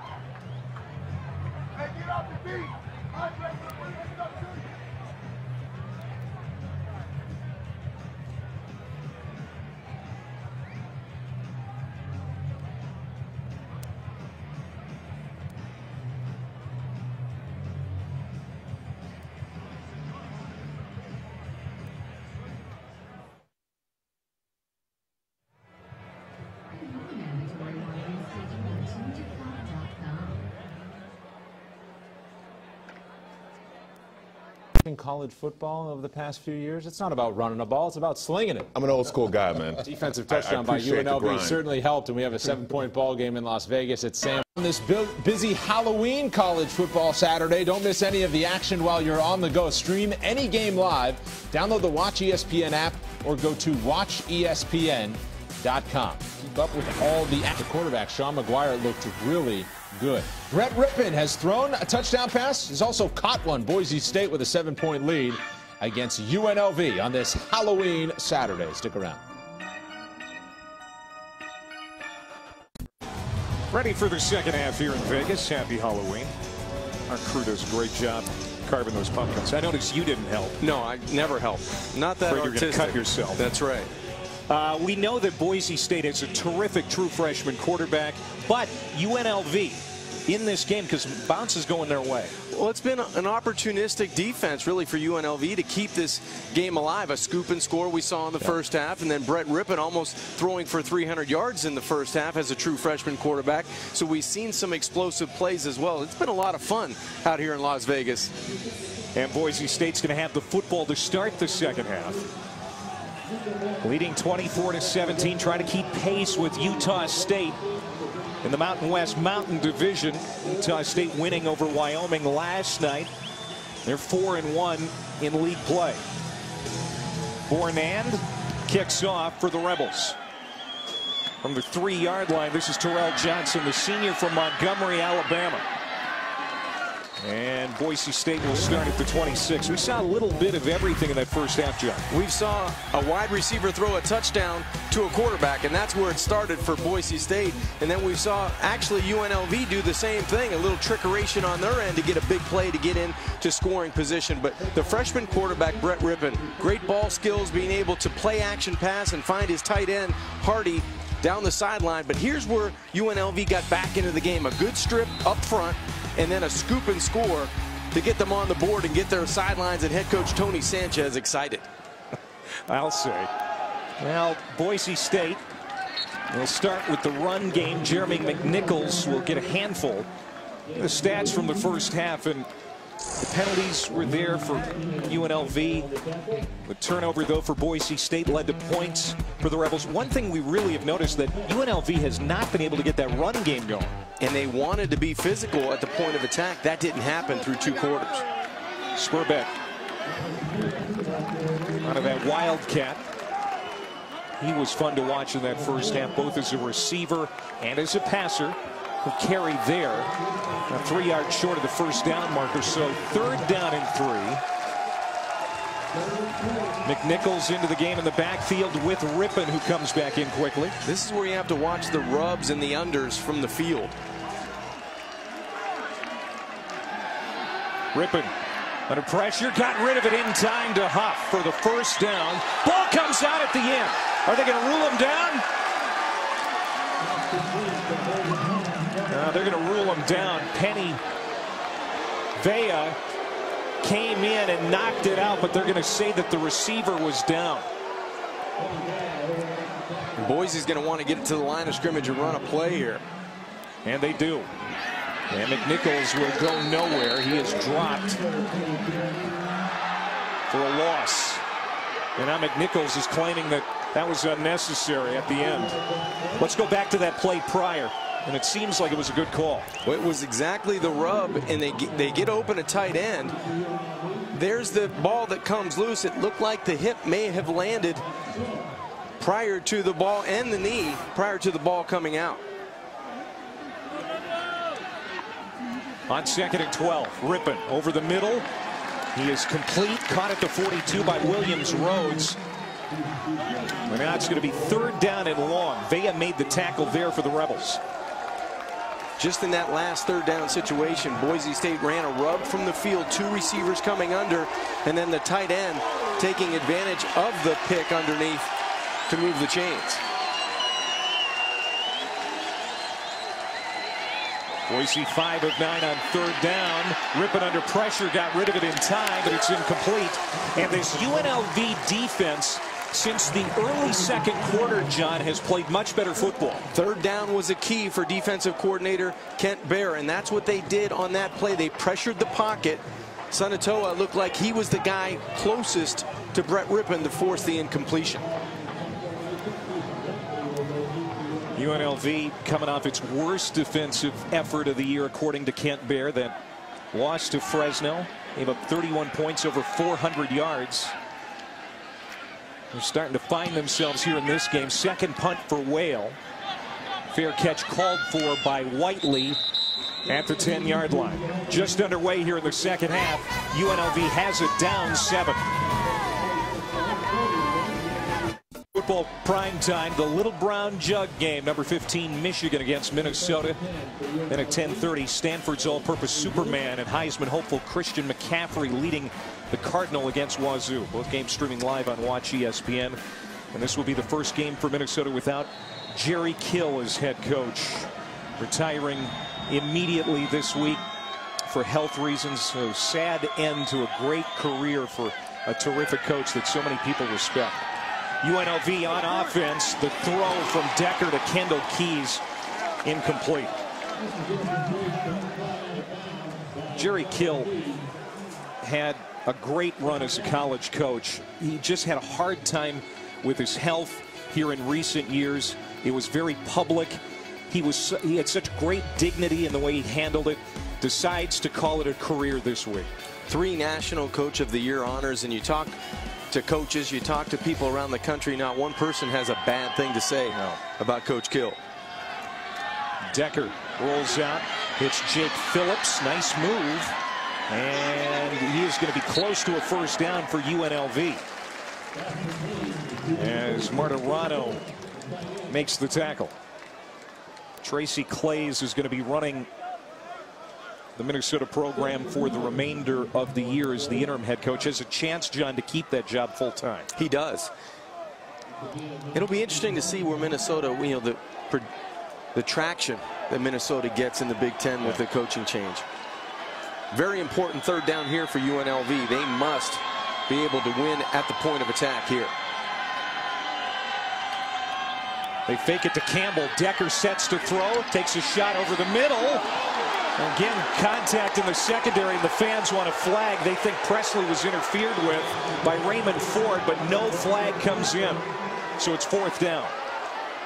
Presley streaking down the middle of the field, and Raymond Ford had glue-like coverage, but was he plastered to the wide receiver? It looked like he was around the legs. That may have altered the way the receiver wanted to adjust to get to the football.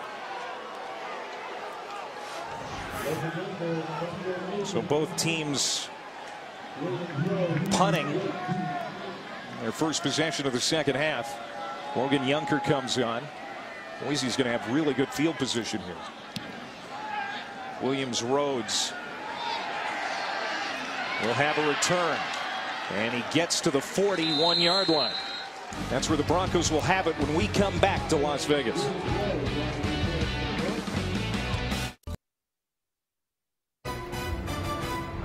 ESPNU College Football is brought to you by Samuel Adams, for the love of beer.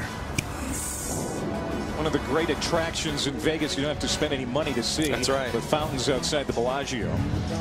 Alongside John Congemi, I'm Clay Matvick. Boise State, one of the favorites to win the Mountain West Conference again this year. They're in a battle here on the road with UNLV. Brett Rippon and the Broncos in those Halloween appropriate helmets. This is the first time we're seeing these helmets this year for the Broncos.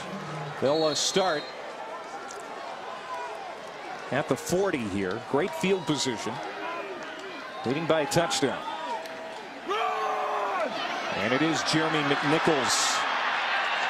We haven't seen a lot of that from him today. That's a good run of about 14 yards on first down. I think they want to make a statement coming out in the second half, getting Jeremy McNichols more involved with the running game.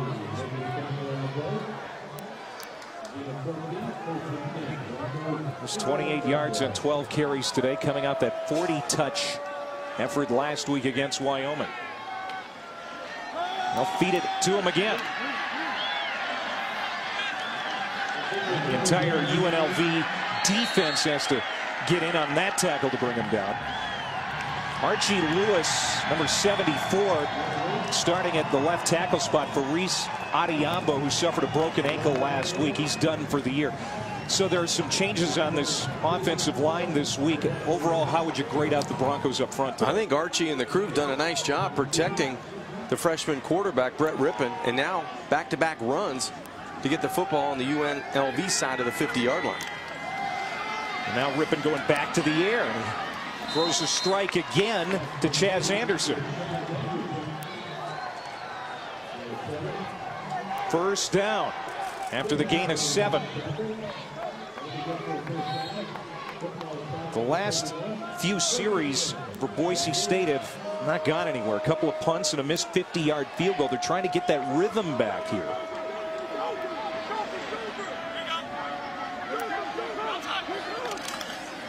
Fly sweep to Williams Rhodes. He has terrific speed, can't cut the corner. It'll be a short gain for the senior from Spring, Texas. Fred Wilson escorted him out. And this is the area of the field where you start getting man-to-man matchups, and Thomas Spurbeck, his name's going to come up. This is a guy that has not been able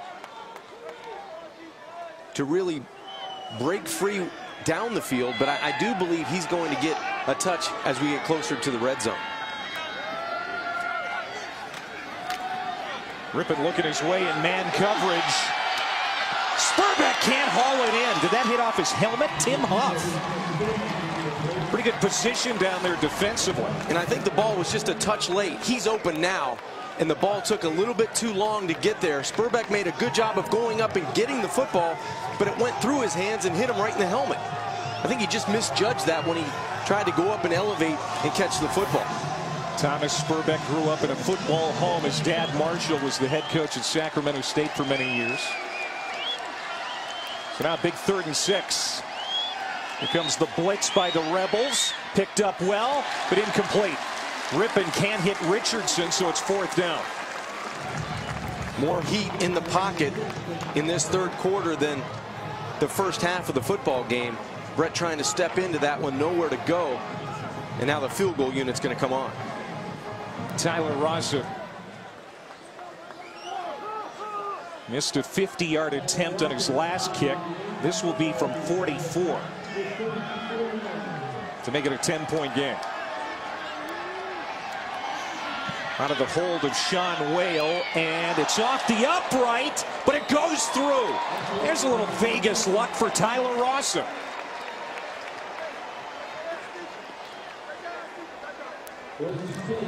Rosser made one early in the game, and now he gets a little bit more momentum for Boise State with the kiss off the right upright.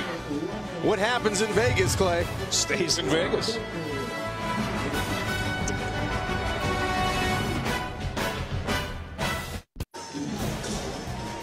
The Paris Hotel here in Las Vegas, where it's 27-17 Boise State leading UNLV alongside former Pitt quarterback John Congemi. I'm Clay Matvick, having a beautiful Halloween Saturday afternoon here in Vegas. Fun football game to watch.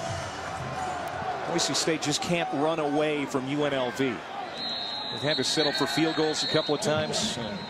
Some bounces going the Rebels' way, so we got a football game. Don't forget, Sunday from 8 a.m. till noon, ESPNU brings you College Football Sunday. We'll break down the Heisman hopefuls and the championship contenders and rank them for you. Exclusively on to you, and watch ESPN. One of the many sightings of Elvis we've seen here the last couple of days. Just taking a break.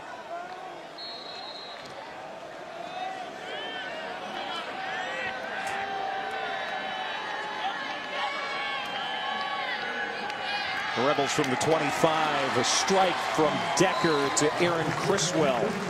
As the Rebels continue to get their offense through the air, that's a gain of 19.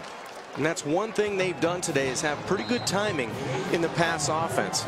Criswell had a couple catches early in the game, but the one consistent thing has been Blake Decker. He's been getting the football on target and on time. Still waiting for that run game to come around. They pass again. Devontae Boyd, good run after the catch, and he dives for what looks like another first down. Van Der Esch on the stop, but they will move the chains.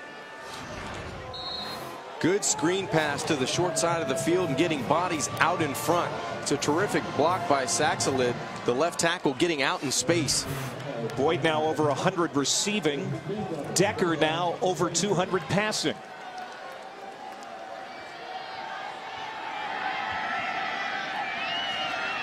They want to throw it again. And now Decker tucks and runs, and he slides across the 40 to the 39-yard line. You know, you and I were talking with the offensive coordinator Barney Cotton yesterday, and he loves to run. He's a former Nebraska player and coach. They run it all the time in Lincoln. But they've been passing it today, and effectively for the most part. They have, but only 21 yards on the ground, and we've seen that shortcoming when the Rebels get inside the 5-yard line. They run it here on the inside handoff. Whiteley takes it. There's a good run. Close to the 20-yard line. Keith Whiteley, the leading rusher for the Rebels. That's a gain of 18. We ask about the run, we get the run. Whiteley does a good job, and that's the first time we've seen space in the running game in between the tackles. Terrific job of getting to the next level, the second level, with that offensive line that allowed Keith to move the chains. This run game averages over 200 yards per game, 27th in the NCAA. With that defense against the run for Boise State is #1 in the conference as well. Whiteley again. Good pickup inside the 15 to the 14-yard line. The middle linebacker Martirano, who's been playing the lion's share of the snaps today because Tanner Vallejo is injured, has an ankle injury. He makes the tackle, but now second down and very manageable, 2nd and 3. The effort of the offensive line has now turned into production. Both times in the last 2 plays, that cutoff block by the backside of this offensive line has really sprung the running attack.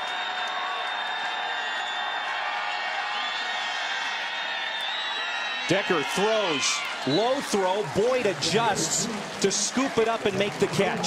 First down, goal to go, Rebels.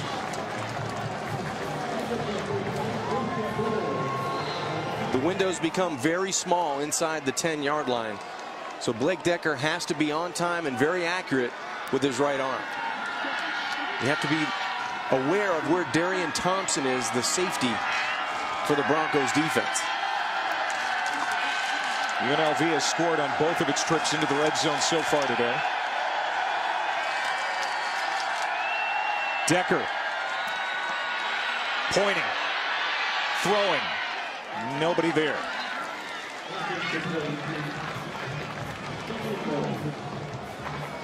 Decker, again, we talked about his experience, his maturity. He's 25 years old, the oldest player on the field by far. He's not going to make a mistake in a situation like that. He made a great decision there because there was nobody in a red jersey open. That was terrific coverage by Boise State and their defensive backs. And on second down with the throwaway, you have another play here to be successful. Running to the near side. Boyd makes the catch, and he is cut down by Darian Thompson. While the best player on the best defense in the league comes through with a great open field tackle there. He's a difference maker for Boise State's defense, especially in space. He's able to close the distance and make those tackles in the open field. So now 3rd and goal as it goes back to the 10-yard line. That was the 4th Boise State tackle for loss today. And where's Andrew Price, that big tight end, 88, 6'6". Look for him down here.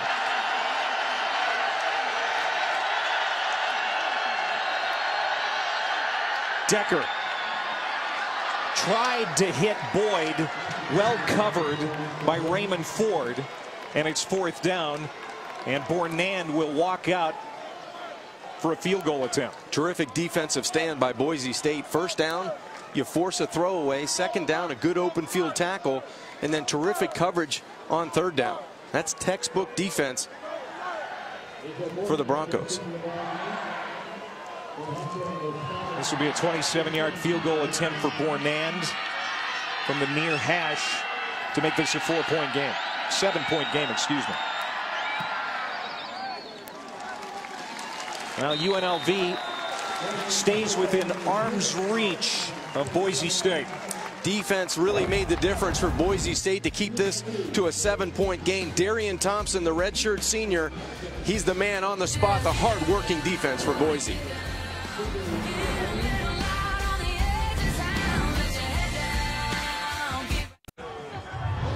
Well, Tony Sanchez has to be pleased with the way his Rebels have hung in there today against Boise State. First-year head coach, just 41 years old, very excited to have this job. Didn't even have to sell his house. He's living in the same house he lived in when he was head coach at Bishop Gorman. He has brought energy back to this football program. That's for sure. He knows the community. He's part of the community, and he thinks he can turn this thing around. Bring it out of the end zone. Terrell Johnson wishes now he probably didn't. Stood up at the 20, and he takes a pounding by a host of Rebels tacklers. Celebrating its 11th year, sponsoring the Good Hands Field Goal Nets, Allstate making contributions to participating universities' general scholarship funds for each field goal and extra point kit. To date, Allstate has contributed millions in scholarship money.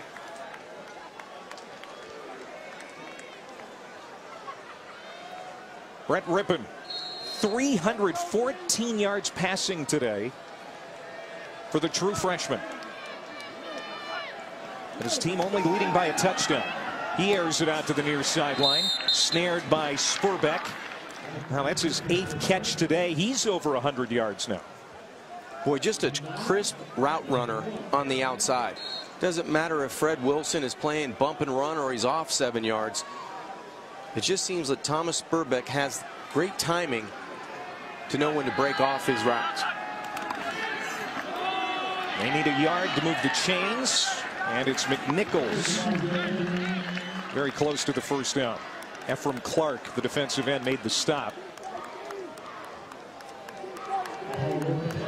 And they'll get a new set of downs.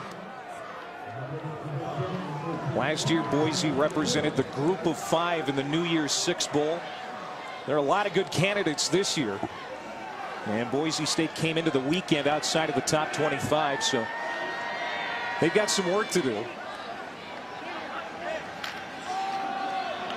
McNichols lowers his head, going over that left side. He'll get a handful, second down at about 7. Good candidates this year, too, to represent the group of 5. Memphis, Houston, Temple from the American, Toledo from the MAC. Impressive resumes up there in Memphis, throwing it all over the lot, and Temple has their shot tonight against Notre Dame at home. It's going to be a good one. Did you see game day in Philadelphia? I did. Great atmosphere.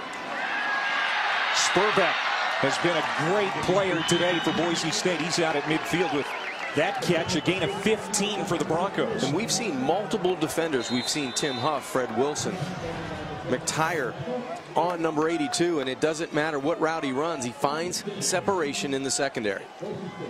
And that's a veteran secondary for UNLV. Not an underclassman in the bunch, but they're... Here's the matchup play up at the top of the screen. That's where you want to go right now. Anderson goes out in motion.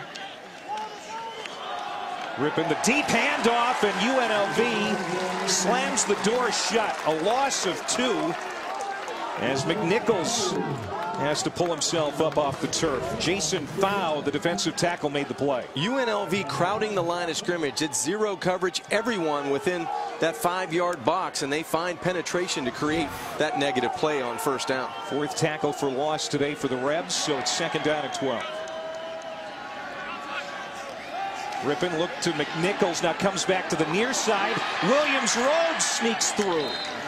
Gets a good chunk of it back, but then UNLV quick to cover him up at about the 47-yard line by Henny Vea making that tackle. Good recovery by the Rebels defensively, because it looked like Williams Rhodes was one play away or one arm tackle away from going to the house. Not a big crowd here today on this Halloween Saturday, but we're trying to get behind UNLV's defense on 3rd down. Spurbeck, bottom of his screen. Rippon, incomplete. Williams Rhodes couldn't make the catch. And it's 4th down. Good defensive stand by the Rebels. They do a terrific job of bending but not breaking. They're going to get that football back. UNLV's defense on 3rd down has been much better since the mid-second quarter spot in this game. And that was the key for Kent Barrow, their defensive coordinator. They needed to find a way to get off the football field. Whale got it off. And this one is going to take a beautiful sideways bounce for the Broncos so they can get down there and cover it up at around the 3-yard line. Let's check in the studio with Brendan. Clay, after NC State's Jalen Samuels made this a 6-point game, back come the Tigers. Deshaun Watson to Deion Kane on the nice pitch and catch there. And the Clemson Tigers have a 40-27 lead in the 3rd quarter. Clemson. Some people think that's the #1 team in the country, John. What do you think of the Tigers? I don't think they're #1, but they're getting closer. Yeah. No doubt. Best team in the ACC after Florida State got beat. Question about that. Of course, next week a big matchup between Clemson and Florida State. Xavier Campbell coming out of the end zone and maybe getting back to the line of scrimmage. Clay, this will be the most critical possession for UNLV offensively today. They have to find a way to create 1 or 2 first downs here in this possession, to retake that field position back with almost 2 minutes remaining in the 3rd quarter. This offense needs to suck some of that momentum that UNLV's defense seems to have right now. Get it back on their side of the football. That's right.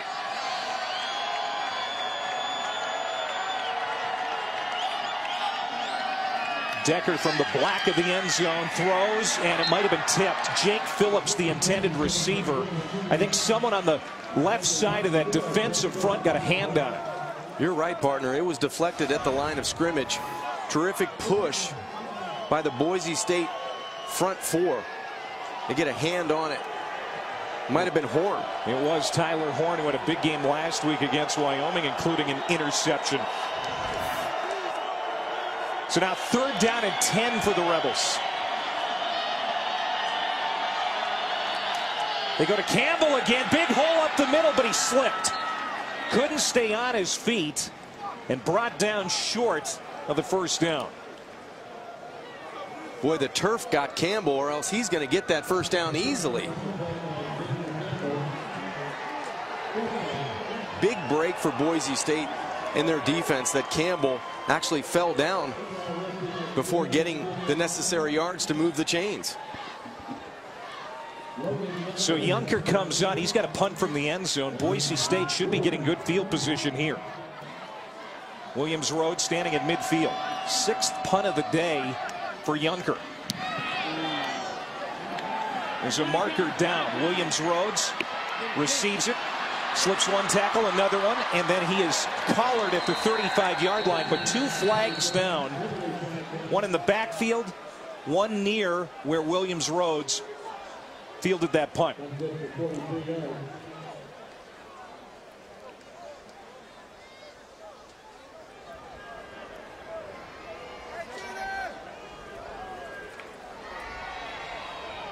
Eddie Shelton, our lead official from the Mountain West.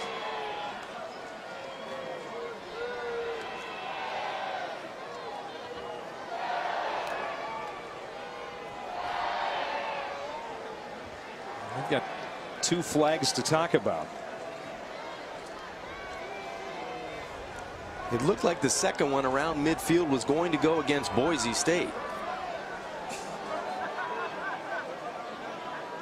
And the first one was in the backfield. That might have been a holding call.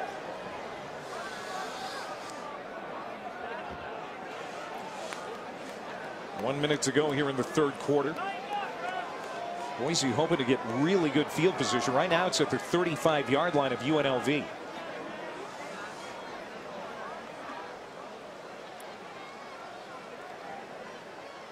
There are fouls by both teams. Holding, kicking team, number 54, blocking the back, receiving team.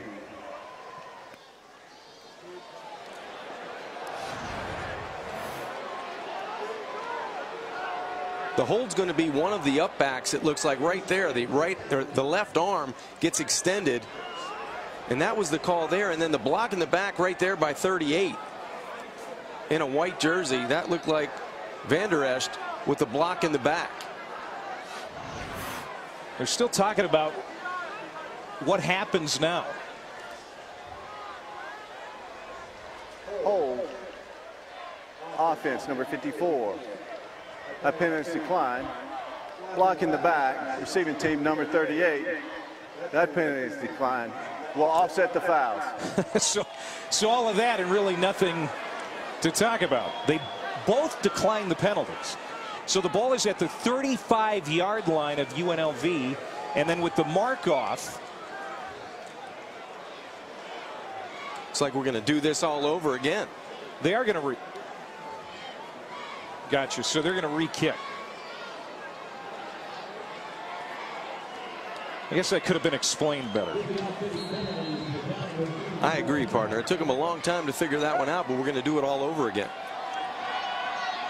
So let's pretend that 3 minutes never happened. Junker from the end zone. Spiral kick this time. Williams Rhodes steps up and calls for the fair catch.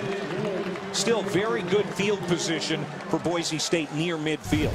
Well, while you're watching football today, put one game on the big screen, another game on your computer, tablet, or smartphone. Saturdays wouldn't be Saturdays for you sports fans without the Watch ESPN app. Just download it or go to watchespn.com and get it there too. The lifesaver for us traveling back and forth from our game, going home and checking out what's on Watch ESPN.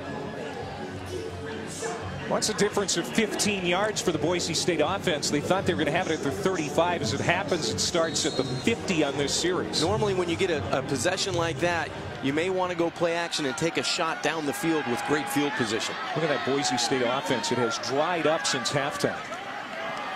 McNichols got away from a tackler in the backfield. Good run. Stays on his feet. The 25 and out inside the 25.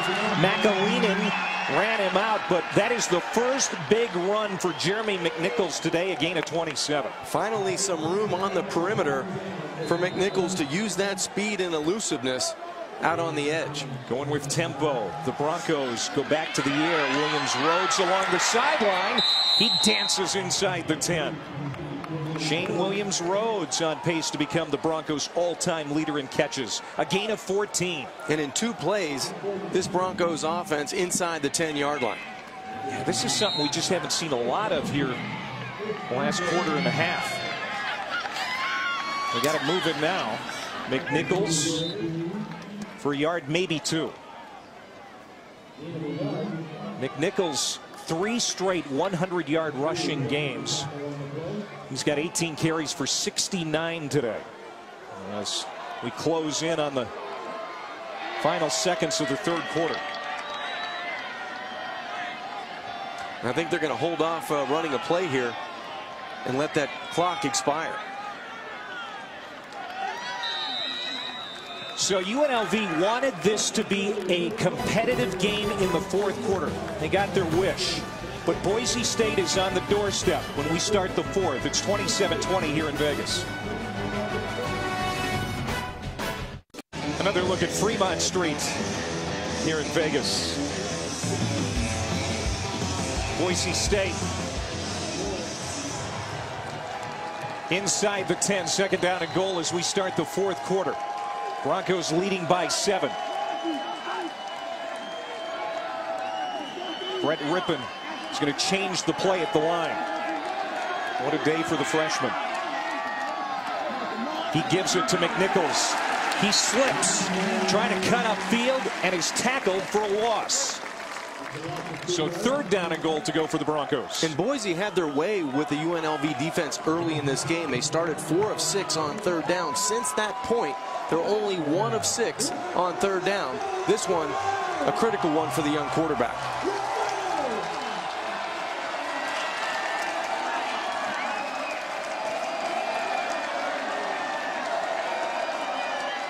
Rippon on the end around to Williams Rhodes, finds a blocker, walks into the end zone, touchdown.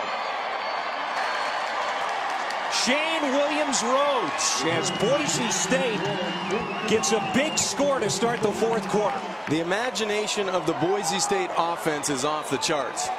Just when you think they're going to try something and get the perimeter, they sneak one of their playmakers, Williams Rhodes, from the short side boundary to the wide side on a pitch on almost an end around. And he walks into the end zone. And Tyler Rossa tacks on the extra point. And Boise State goes back up by 14. Shane Williams Rhodes, the senior from Spring, Texas, giving the Broncos some breathing room on the road.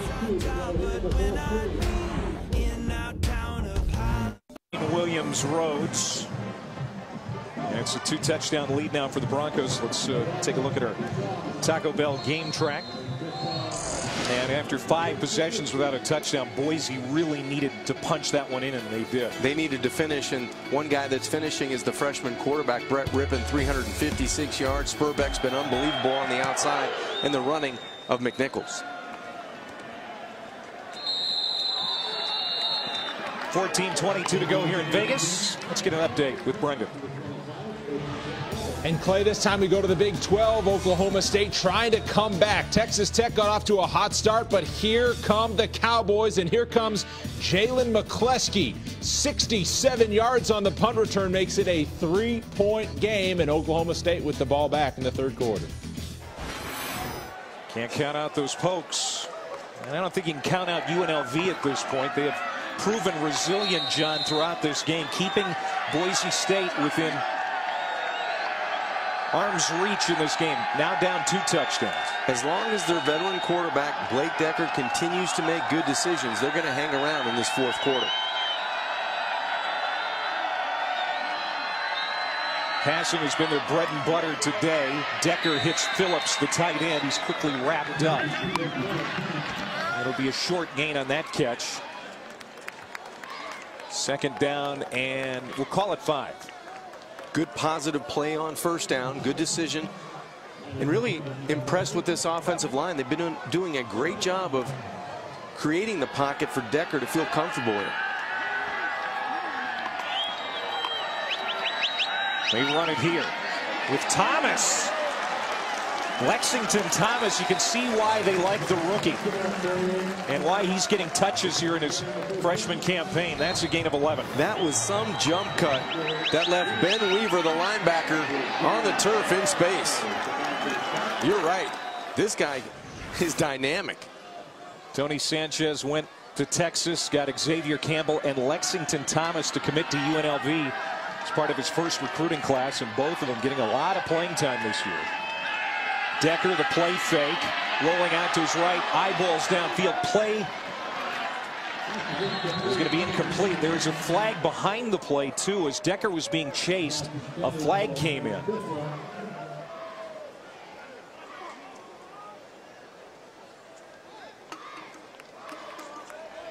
Personal foul. Hands to the face. Number 40 of the defense. 15-yard penalty. Automatic first down. We've seen a lot of hands to the face penalties in this game. This one goes against Boise. Our man Nance right over the center. He's the guy that's going to get the hands to the face call. Does a good job of trying to penetrate, but there's the left hand in the face of Keitler, the center.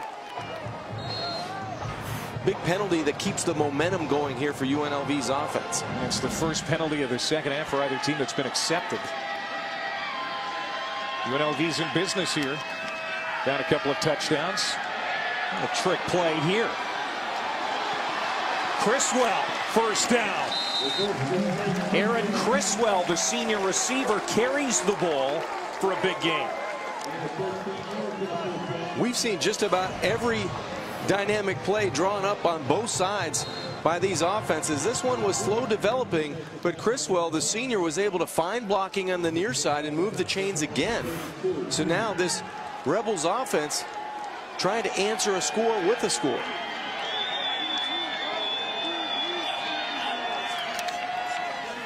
Decker throws quickly. Boyd makes the catch. Boy, Devontae Boyd, you get it anywhere near him, he's almost guaranteed to make the catch. That was not a perfect throw, but Boyd got it hauled in. And pressure in the pocket made that a difficult throw, and you're right, Boyd has made some nice catches on the perimeter, but watch the shot from the backside that the quarterback has to stand in there and take. It looked like it was Tyler Gray from the backside. Yeah, it was. The senior from Templeton, California, 6'4", 232, nailed Decker. And there's another big play for that Boise defense.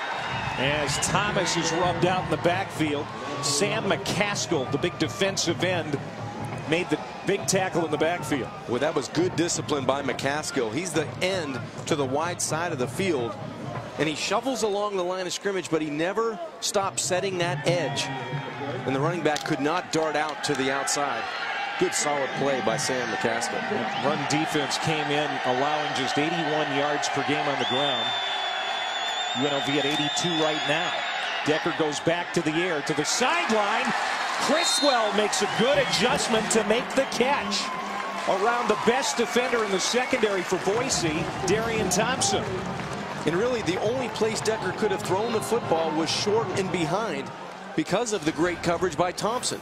Thompson's in a perfect spot, but the ball is underthrown, and a good adjustment by Criswell to come back for the reception. Gain of 17 yards. He's out at the 11, and UNLV back in the red zone. Campbell dives. Touchdown. Xavier Campbell with an athletic play to get in for 6. Clay, it's the exact same play that he fell down on the last time the Rebels had the ball. It's an inside trap that Xavier Campbell's able to find a way to get the football to break the plane. Just a little inside trap, and this time he stays on his feet, breaks an arm tackle, elevates, and gets the football into the end zone.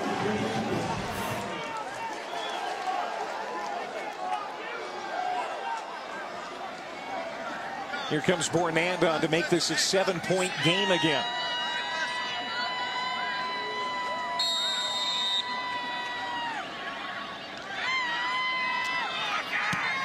UNLV will not go away today.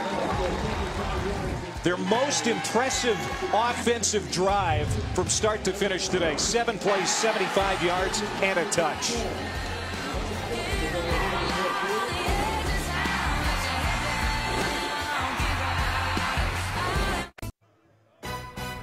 ESPNU College Football is brought to you by Bear Pro. Support your heart health with Bear Pro Ultra Omega 3. And Bass Pro Shops. Your adventure starts here. Back here in Vegas on this Halloween Saturday, my partner John Congemi with his swarthy Italian good looks is going to go as Dean Martin tonight on the Strip. That's going to be your costume. From Steubenville, Ohio. That's right. Close to my birthplace of Youngstown, Ohio. Good costumes here, and UNLV giving the fans here that have turned out to root on the Rebels pretty good show. They're in this ball game with 11-12 to go, down just a touchdown now. This is a pop-up kick, short kick off the foot of Bournan. Taking it to 25. This is Kelsey Young, the running back, and fairly well covered. He's down at the 32 as we check in again with Brendan. Thanks very much, Clay. We showed you Oklahoma State cutting the Texas Tech lead to 3. It's now Oklahoma State on top. Raymond Taylor slices through the Red Raider defense, breaks a tackle, and goes in from 28 yards. The Pokes undefeated and have the lead at the end of the third. Okay, so back and forth in that one. Still a lot to be decided in this game. Boise State has had a very dominant offense at times today, but here is UNLV down just 1 score.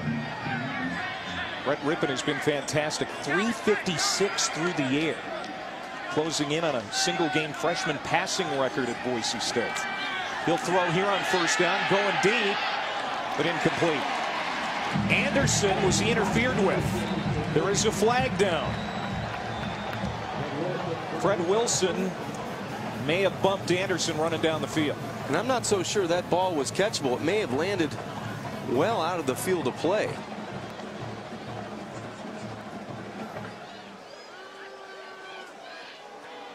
There is no foul for defensive pass interference. Second down. I think you're right. Yeah, he picked it up. It was pretty good coverage down the field. There's some hand checking there. Well, that ball was a little bit closer than I thought. It looked like it landed in the red paint, but actually that was a pretty good throw. What a break for UNLV. So it's second down and 10. Rippon throws again. This time it's complete. And again, he goes to Anderson. Fred Wilson runs him out after the short gain. So 3rd and long now. Big play in this football game. Remember, they had that end around on 3rd down to score on that last series with Shane Williams-Rhodes. Who do they go to here on 3rd down? I would go to the short side of the field where Thomas Spurbeck is lined up. He's number 82. 9 catches for Spurbeck today. And 123 yards. Low snap. And now the play is whistled dead. Maybe a false start.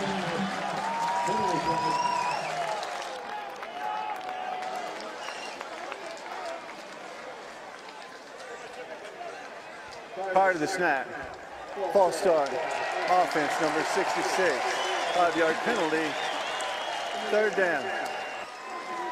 7th penalty against the Broncos. And Boise State has a lot on the line today, trying to get their 4th win in conference play, which would tie them with Utah State, who won last night. Utah State leading the Mountain Division of the Mountain West Conference. UNLV trying to pull a stunner against the favored Broncos. Rippon throws to the sideline, went to Anderson, and it's incomplete. 4th down. Rippon can't believe it. Another good defensive stand by UNLV. Let's take another look at this reception, or would-be reception. Boy, it looks like the bottom half of his body hits well before the upper half of his body out of bounds. They're going to look at it again. Brian Harsin hoping to get this overturned. Ryan Harsin, we've been talking about Sanchez and the excitement he's brought to UNLV here this year. Harsin's done the same in Boise on his second year as head coach. He's hoping that's a catch. I think that's a catch only because it looks like the knee touches before his upper body gets out of bounds, the left knee. The head linesman actually had a better view. He was coming toward the plate. He called it a reception on first glance. The other official called it incomplete, but he was from behind. It almost looks like Anderson is inbounds with the reception there before his elbow and his upper body hits out of bounds. So you're right. It looked like he was going to spot the football, and then he waves no good. He says incomplete. Right.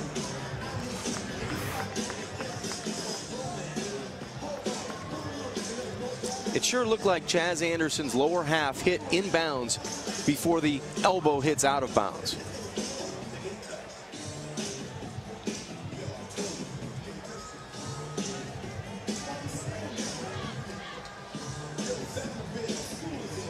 And Clay, if that reception is granted and it's overturned, they'll have enough yards for the first down and stay on the field offensively. It's got to be indisputable video evidence to overturn it.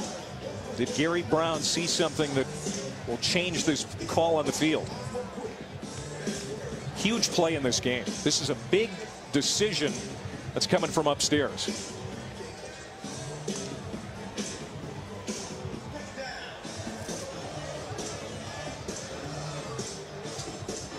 Usually when it takes this long, it means they're thinking about where it's going to be spotted too.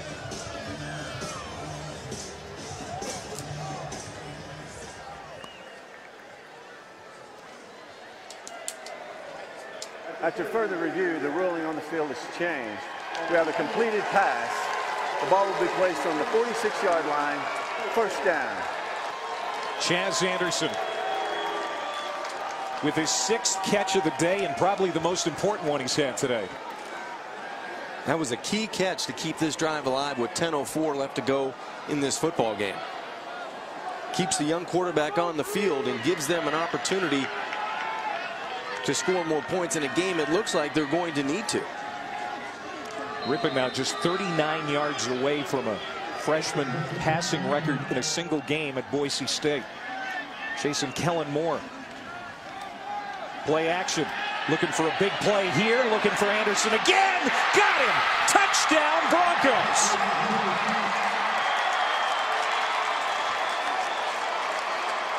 Anderson comes up big again. He beat Huff, and he beat him to the end zone. Great job by Brett Rippon in the pocket. Terrific ball skills on the play action. Just tips it to his running back and just airs it out down the middle. A skinny post to Chaz Anderson for 6 points. A 54-yard play.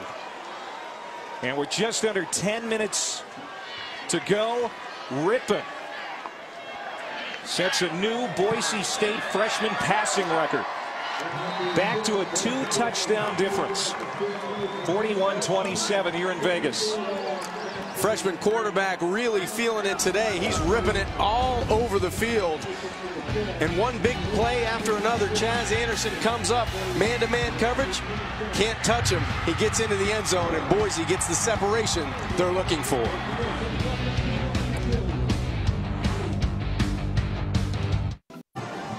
A new freshman passing record at Boise State. It now belongs to Brett Rippon. 429 yards through the air today. He passes Kellen Moore, the great Kellen Moore. Threw for 414 in 2008. And Boise State, as they want to do, scoring quickly today. 7 scoring drives, all under 4 minutes. That last one, the quickest of the day, just 1 minute and 18 seconds. And UNLV has been tough to keep down today. We'll see if they've got a comeback in them as we check in with Brendan. Clay, coming up next, we'll see what Larry Scott has in store. He takes over as interim head coach after Al Golden's firing. The Miami Hurricanes on the road in Durham to take on number 22 Duke. Coming up next on ESPNU. Back to the... Yeah, that's a tough game for the interim coach. You live in Miami. You've kind of seen that thing unfold. It was time for a change, though. And you know what? You go up to Durham without your starting quarterback and Brad Kaya. That's going to be a tough chore for Miami. Blake Decker, he's had a pretty good game in his own right at quarterback. Wants to throw on first down, the play action pass. Man He's got open. him. Kendall Keys inside the 20. The sophomore from San Diego, who originally committed to Boise State, with a huge play of 54 yards. Just when you think UNLV, you can't count them out. Unbelievable protection. A good ball again on time by Blake Decker. And he finds his big play receiver, the 6'4" Kendall Keys, going down, streaking past two Bronco defenders. From the 19, Decker again play fake.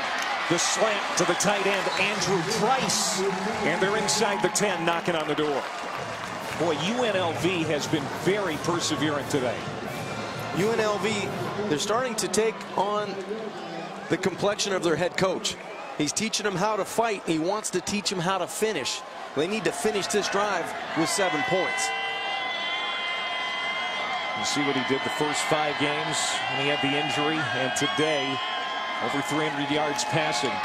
Campbell back in a tailback, and he'll squeak ahead before he's brought down by Tyler Gray. Second down, goal to go from the 3. And that's a personality I think this program needs. Somebody exciting, somebody with a lot of energy, and he's young, 41 years old, and it's a program that needed a young head coach at this time, I think. And you said it all week. This is a program that, if they can get players, they can compete in the Mountain West Conference consistently.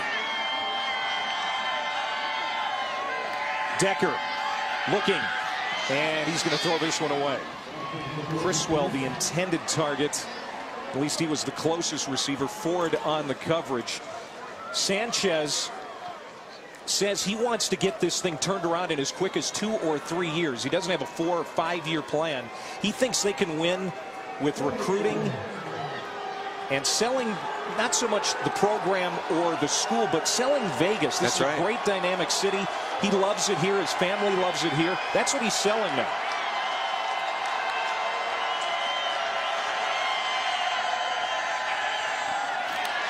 Price slammed in the backfield, a loss of 3 as Raymond Ford steps up and makes a big play.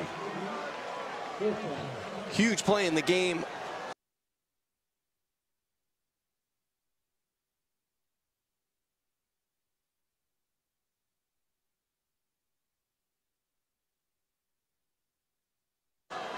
On 4th down now for UNLV, you've got to be able to throw this football in the end zone. You've got to. Yeah, UNLV has suffered 3 one-possession losses this year, including an overtime loss. Picked last in the Mountain West Conference West Division, not unexpected considering they've got a first-year head coach. It's a program that's had just 2 winning seasons in the last 20 years, but they played admirably here today, and if they can get this in the end zone to get it back to a touchdown difference, anything could happen. You know, it's fun to watch the Rebels on both sides of the football just continue to counterpunch, to continue to stay in the football game. And there was a couple of instances where it would have been easy to go 3 and out and not make big plays, but with their veteran leadership at quarterback and Blake Decker finding a way to keep this offense on the field, and now he needs to find a way to convert on 4th down.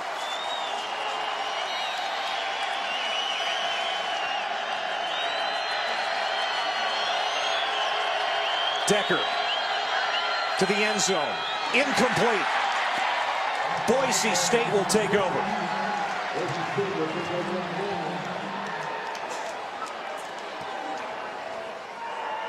Trying to get the football to one of his tight ends, Jake Phillips, in the back of the end zone, and there was a small window right there, and it looked like he just missed him. That's good coverage underneath by Chancellor James. The only place that Decker could put the football was high, because if he threw it down low, shoulder height, that would have been picked off or at least tipped by James, the linebacker. So now Brett Rippon and this offense will try and burn as much clock as they possibly can on this possession, but they've got it deep in their own territory. Rippon standing on the goal line, hands off to McNichols. And bounce ahead to the 10-yard line. 5-yard pickup for Boise State. This is probably the toughest thing for Boise State offensively to do, is not use their tempo. You know, getting in situations late in the game, you want to be able to get that play clock down to inside of 5 before you even attempt to snap the football.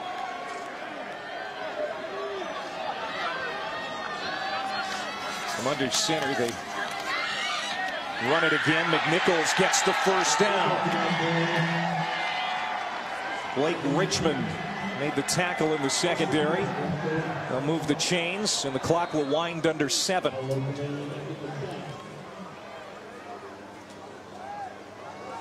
After the worst loss for Boise State in more than a decade at Utah State, that game they had 8 turnovers.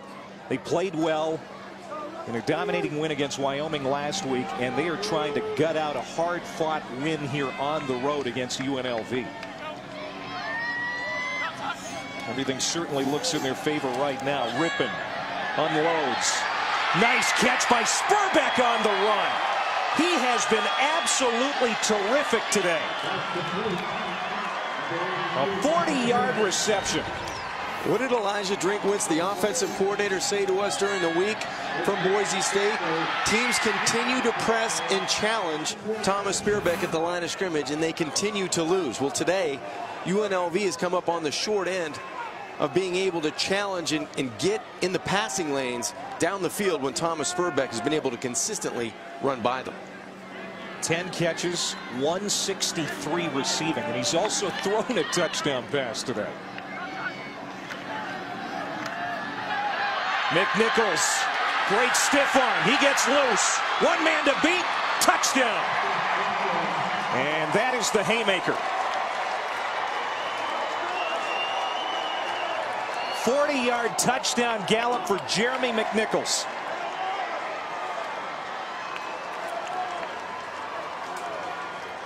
And another lightning fast scoring drive, John. Explosive plays have been the trademark of this Boise State Broncos offense. First you get the huge play from Rippon to Spurbeck, and then you rip the 40-yarder off the left side from the sophomore Jeremy McNichols for 6.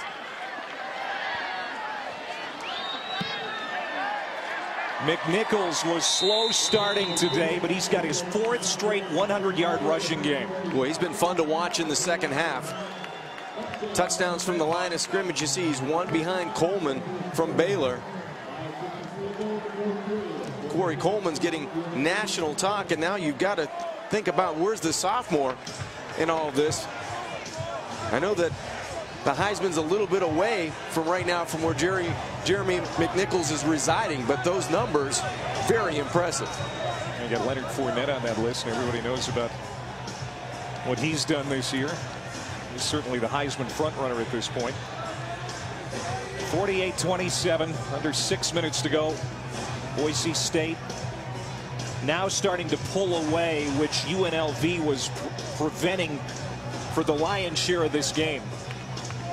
UNLV did the right thing offensively. They needed to try to convert on 4th down, because you know that Boise State at any moment is going to be explosive and find a way into the end zone. You mentioned their drives. Every drive has been electrifying.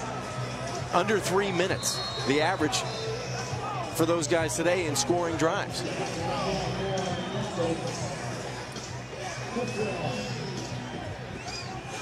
Boise State, after this game here, will get a much-needed bye week before they go into the final stretch of their season.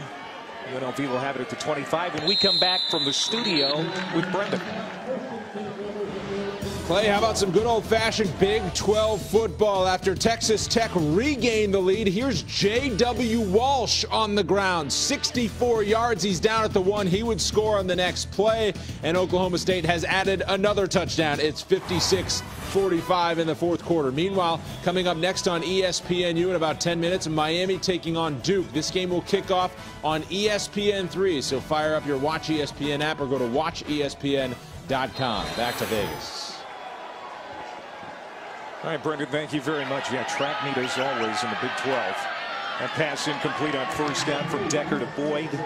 Time working against UNLV now. Down 3 touchdowns. Decker, he's got to be fatigued, and this is his first game in 3 weeks after missing a couple with that shoulder injury.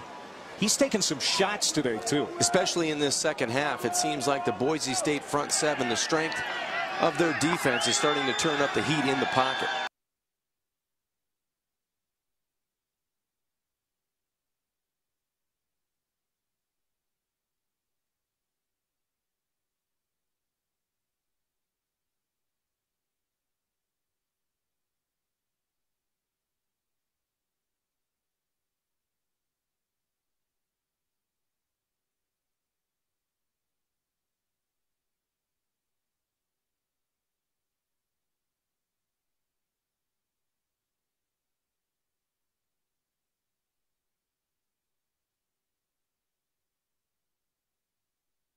Into Spurbeck, and then you rip the 40-yarder off the left side from the sophomore Jeremy McNichols for 6.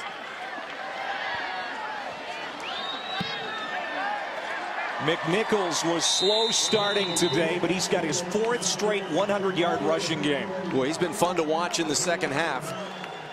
Touchdowns from the line of scrimmage. You see he's one behind Coleman from Baylor. Corey Coleman's getting national talk, and now you've got to think about where's the sophomore in all of this. I know that the Heisman's a little bit away from right now from where Jeremy McNichols is residing, but those numbers, very impressive. You got Leonard Fournette on that list, and everybody knows about what he's done this year. He's certainly the Heisman frontrunner at this point. 48-27, under 6 minutes to go. Boise State now starting to pull away, which UNLV was preventing for the lion's share of this game. UNLV did the right thing offensively. They needed to try to convert on 4th down, because you know that Boise State at any moment is going to be explosive and find a way into the end zone. You mentioned their drives. Every drive has been electrifying. Under 3 minutes, the average for those guys today in scoring drives.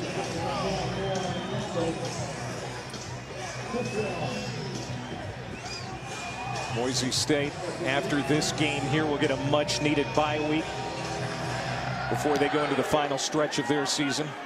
UNLV will have it at the 25 when we come back from the studio with Brendan. Clay, how about some good old-fashioned Big 12 football? After Texas Tech regained the lead, here's J.W. Walsh on the ground. 64 yards. He's down at the 1. He would score on the next play. And Oklahoma State has added another touchdown. It's 56-45 in the 4th quarter. Meanwhile, coming up next on ESPNU in about 10 minutes, Miami taking on Duke. This game will kick off on ESPN3. So fire up your Watch ESPN app or go to watchespn.com. Back to Vegas. All right, Brendan, thank you very much. Yeah, track meet as always in the Big 12. That pass incomplete on first down from Decker to Boyd.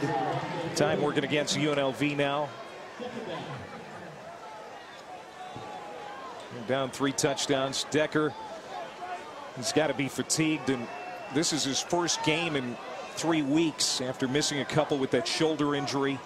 He's taken some shots today, too. Especially in this second half. It seems like the Boise State front seven, the strength of their defense, is starting to turn up the heat in the pocket.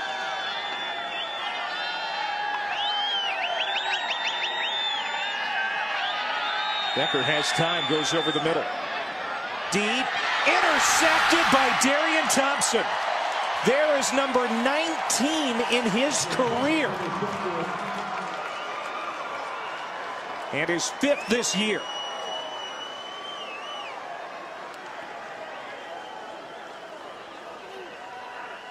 First UNLV turnover today. Lots of pressure in the pocket in this second half. Blake Decker's been taking some shots, but you have to take a shot down the field when you're down 48-27 late in the game. There's the pressure in the pocket, and here's the big interception. Thompson's 5th on the season, playing center field for the Broncos. Decker with his 4th interception thrown this year. Thompson with his 19th career interception. That is the most in Mountain West history. Thomas Stewart coming in as Brett Rippon's day is over at quarterback, it would seem, for Boise State. Stewart, the sophomore backup from Baltimore, Maryland. As the Broncos try to run out this clock, 5.5 to go. What a day for Brett Rippon. What a day for this offense. They continued to make plays after UNLV would answer. And it wasn't just one player. I know that Brett Rippon and Thomas Burbeck had a terrific relationship down the field, but we saw Anderson and Williams Rhodes and McNichols get involved. Hardy and Huff.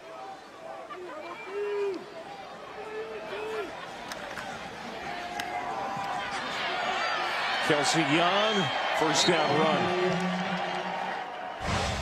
648 yards of offense today, and AT&T strong performance.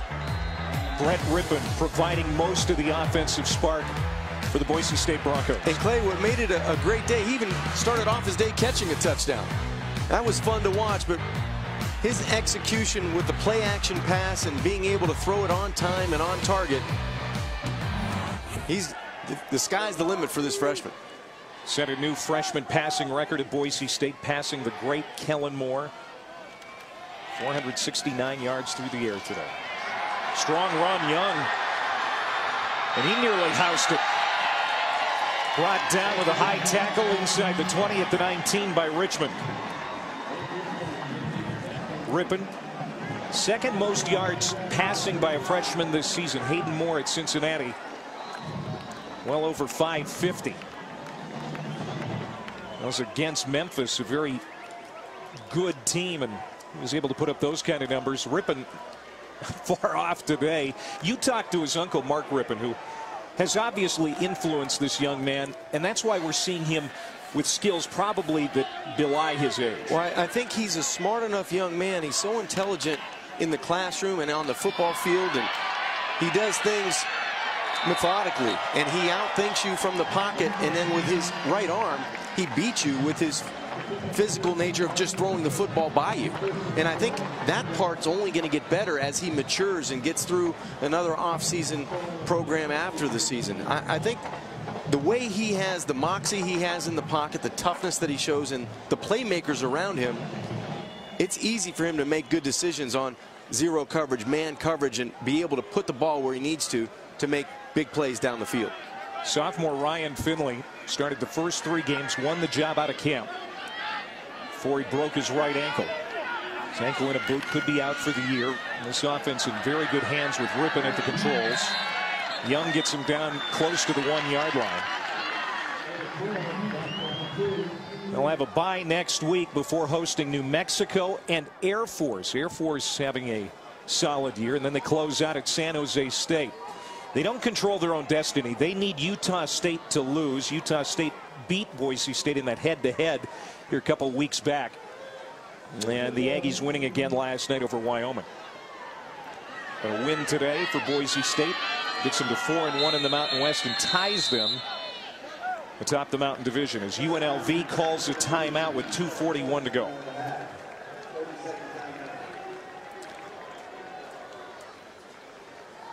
So the closing moments here in Las Vegas. Let's get another update from the studio and Brendan Fitzgerald. Yeah, Clay, this one, just as a reminder, is going to start on ESPN3, the Watch ESPN app, and WatchESPN.com. It's Duke, first place in the ACC Coastal, looking to stay there. Miami under Larry Scott, interim head coach, in just a few minutes from Durham. Back to you. All right, Brendan, thanks very much. Duke, of course, coming off that 4 overtime win last week over Virginia Tech. UNLV, they're going to fall to 2-6, 1-3 in the Mountain West. The schedule looks this way for the Rebels. They host Hawaii next week. The Rainbows 0-4 in the Mountain West, so a chance for UNLV to pick up a win. The trip to Laramie to take on Wyoming at the end of the regular season also is a chance to beat get a win, I should say. This is a team that has been competitive in just about every game they played. Well, they played some very close games, especially the last 2 times out. In this game, you know, it's 48-27. Boise may tack on another one here with under 3 minutes left to go. But for the majority of this football game, this was a 1-score or a 10-point game back and forth. This is a team that can compete in the Mountain West Conference. And when you look at the recruiting and, you know, the 25 scholarships that are going to go out next year and the JC kids that they're going to target, they're going to be pretty good quickly. Stewart takes it in for the touchdown. And Boise State tacks on another score. No, I think you're right about UNLV. And they're going to do it quicker than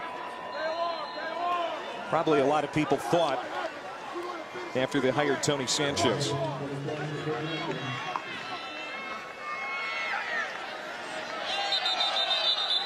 There's a flag down as Rasa comes in to attempt the extra point.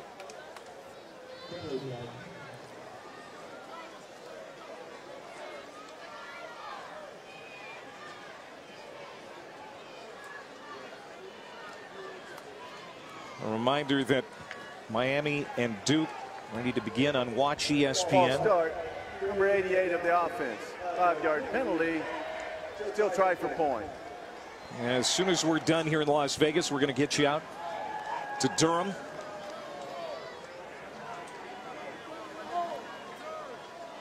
You and I saw Duke last week. It was an emotional win for them on the road a week ago. They're trying to keep things rolling in the ACC. Coach Cutcliffe has done such a good job with the Blue Devils program. We saw a lot of them last week. Oh boy, four overtimes, the longest game in ACC history. 55-27 Boise State now. Sunday from 8 a.m. to noon, ESPNU. We'll have College Football Sunday for you. They'll recap the weekend. They'll rank the Heisman hopefuls, the championship contenders, get you kind of squared away on what happened this weekend and look ahead to the next weekend. ESPNU and Watch ESPN is where you can find College Football Sunday. Duke Miami coming up as soon as we're done here from Las Vegas. Score is going to look worse than this game was actually played. It was a very competitive game for the balance of the contest this afternoon. Actually, it was a fun game to broadcast, fun game for fans to watch because offenses, if you liked explosive plays, you had a lot of them to choose from on both sides. First meeting between these two programs since 2012. It's worth the wait.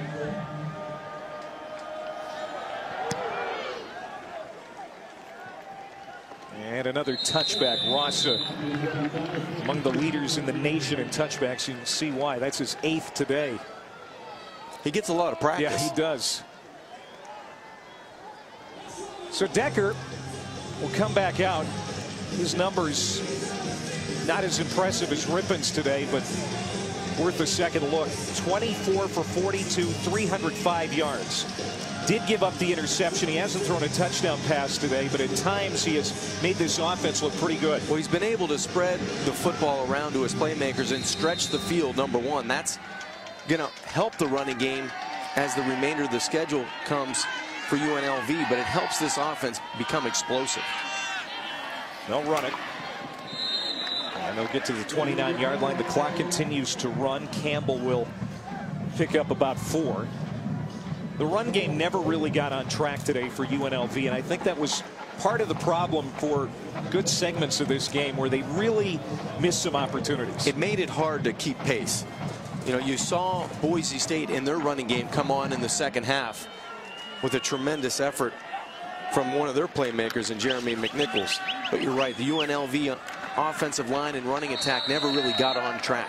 That's Lexington Thomas, and UNLV is going to be held, if things stay the way they are right now, to about 100 yards less than their season average on the ground. We're at 101 yards rushing today. But again, so many good things to take away from this effort this afternoon.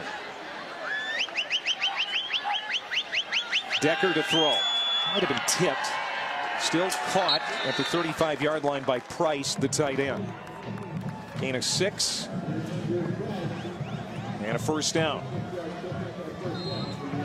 A lot of things to build on, I believe, for a young head coach in Tony Sanchez when he looks at this game tape and goes back and sees the effort that his team played for 4 quarters with. Meanwhile, Boise State ready to go into that bye, get some guys healthy again. Caught at the 40 by Keys just over a minute to go. Again, Miami at Duke. Duke ranked number 22 in the country. That game is coming up. It's already started in Durham.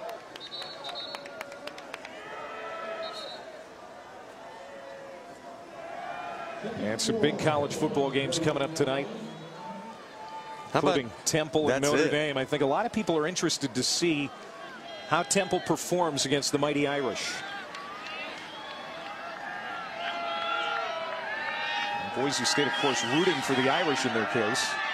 That one's incomplete because that group of 5. That's right. The highest ranked team from the group of 5 can play in a New Year's Six Bowl. And there are a lot of candidates right now, including Boise State. But the Broncos have to jump some folks right now. Yeah, Memphis, one of those teams. Toledo, another team.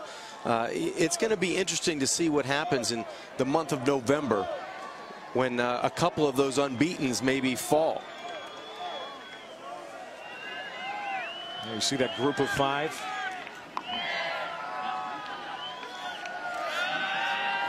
Decker steps up, throws on the run. It's caught at the midfield line by Presley. And he's down to the 46-yard line. 53 seconds to go. UNLV not giving up here. They'd like to get another score up on the board before this is all over. Continue to compete. You talked about the personality of this team, and it's starting to look more and more like Tony Sanchez's personality. There's another big play across the middle. Price at the 28 hauls it in. They're already within field goal range. Terrific throw down the middle by Blake Decker again. He's done that 3 or 4 times where he had to just throw it hard enough to get it on a line, but with touch to get it over the linebackers.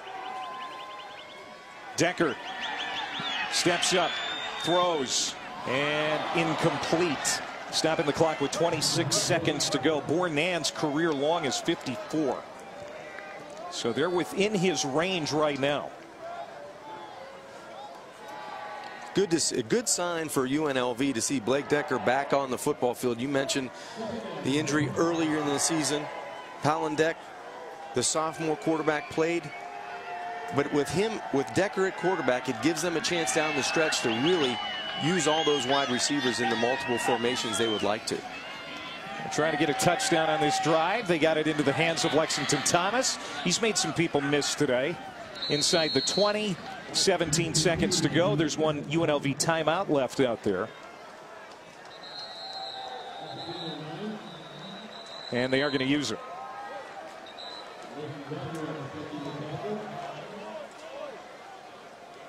Tony Sanchez is trying to build a program here. So if you folks at home, you're watching this and you're saying, you know, what's the point on all of this? He's trying to change the culture, John. Well, he's trying to turn this program around quickly. He doesn't want this to be a 4 or 5 year project. This is to win now and to win next year and the year after. And to do that, you have to change the culture. You have to change the mindset of what was here before Tony Sanchez.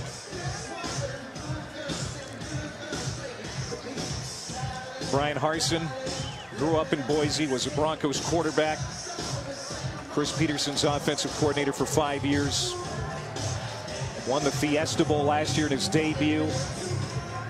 He's got his team ready to go to 4-1 in the Mountain West. 12 seconds to go. Let's check in one more time with Brendan. All right, Clay, we're going to get you to Durham as soon as we can. Miami fumbled the opening kickoff, but stopped Duke on a 4th down deep in their own territory. So the Hurricanes with the ball, and we'll get you out there in just a few minutes. Yeah, maybe less. Just 12 seconds left on the clock, Brendan.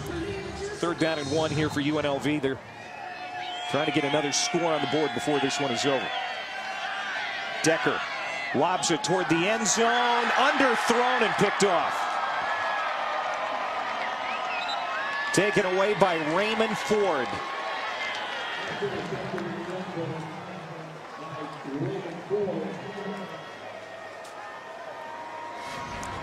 Just the ball underthrown to the left side, and Ford makes a good play on the football. Watch him attack it, go up and get it at its highest point.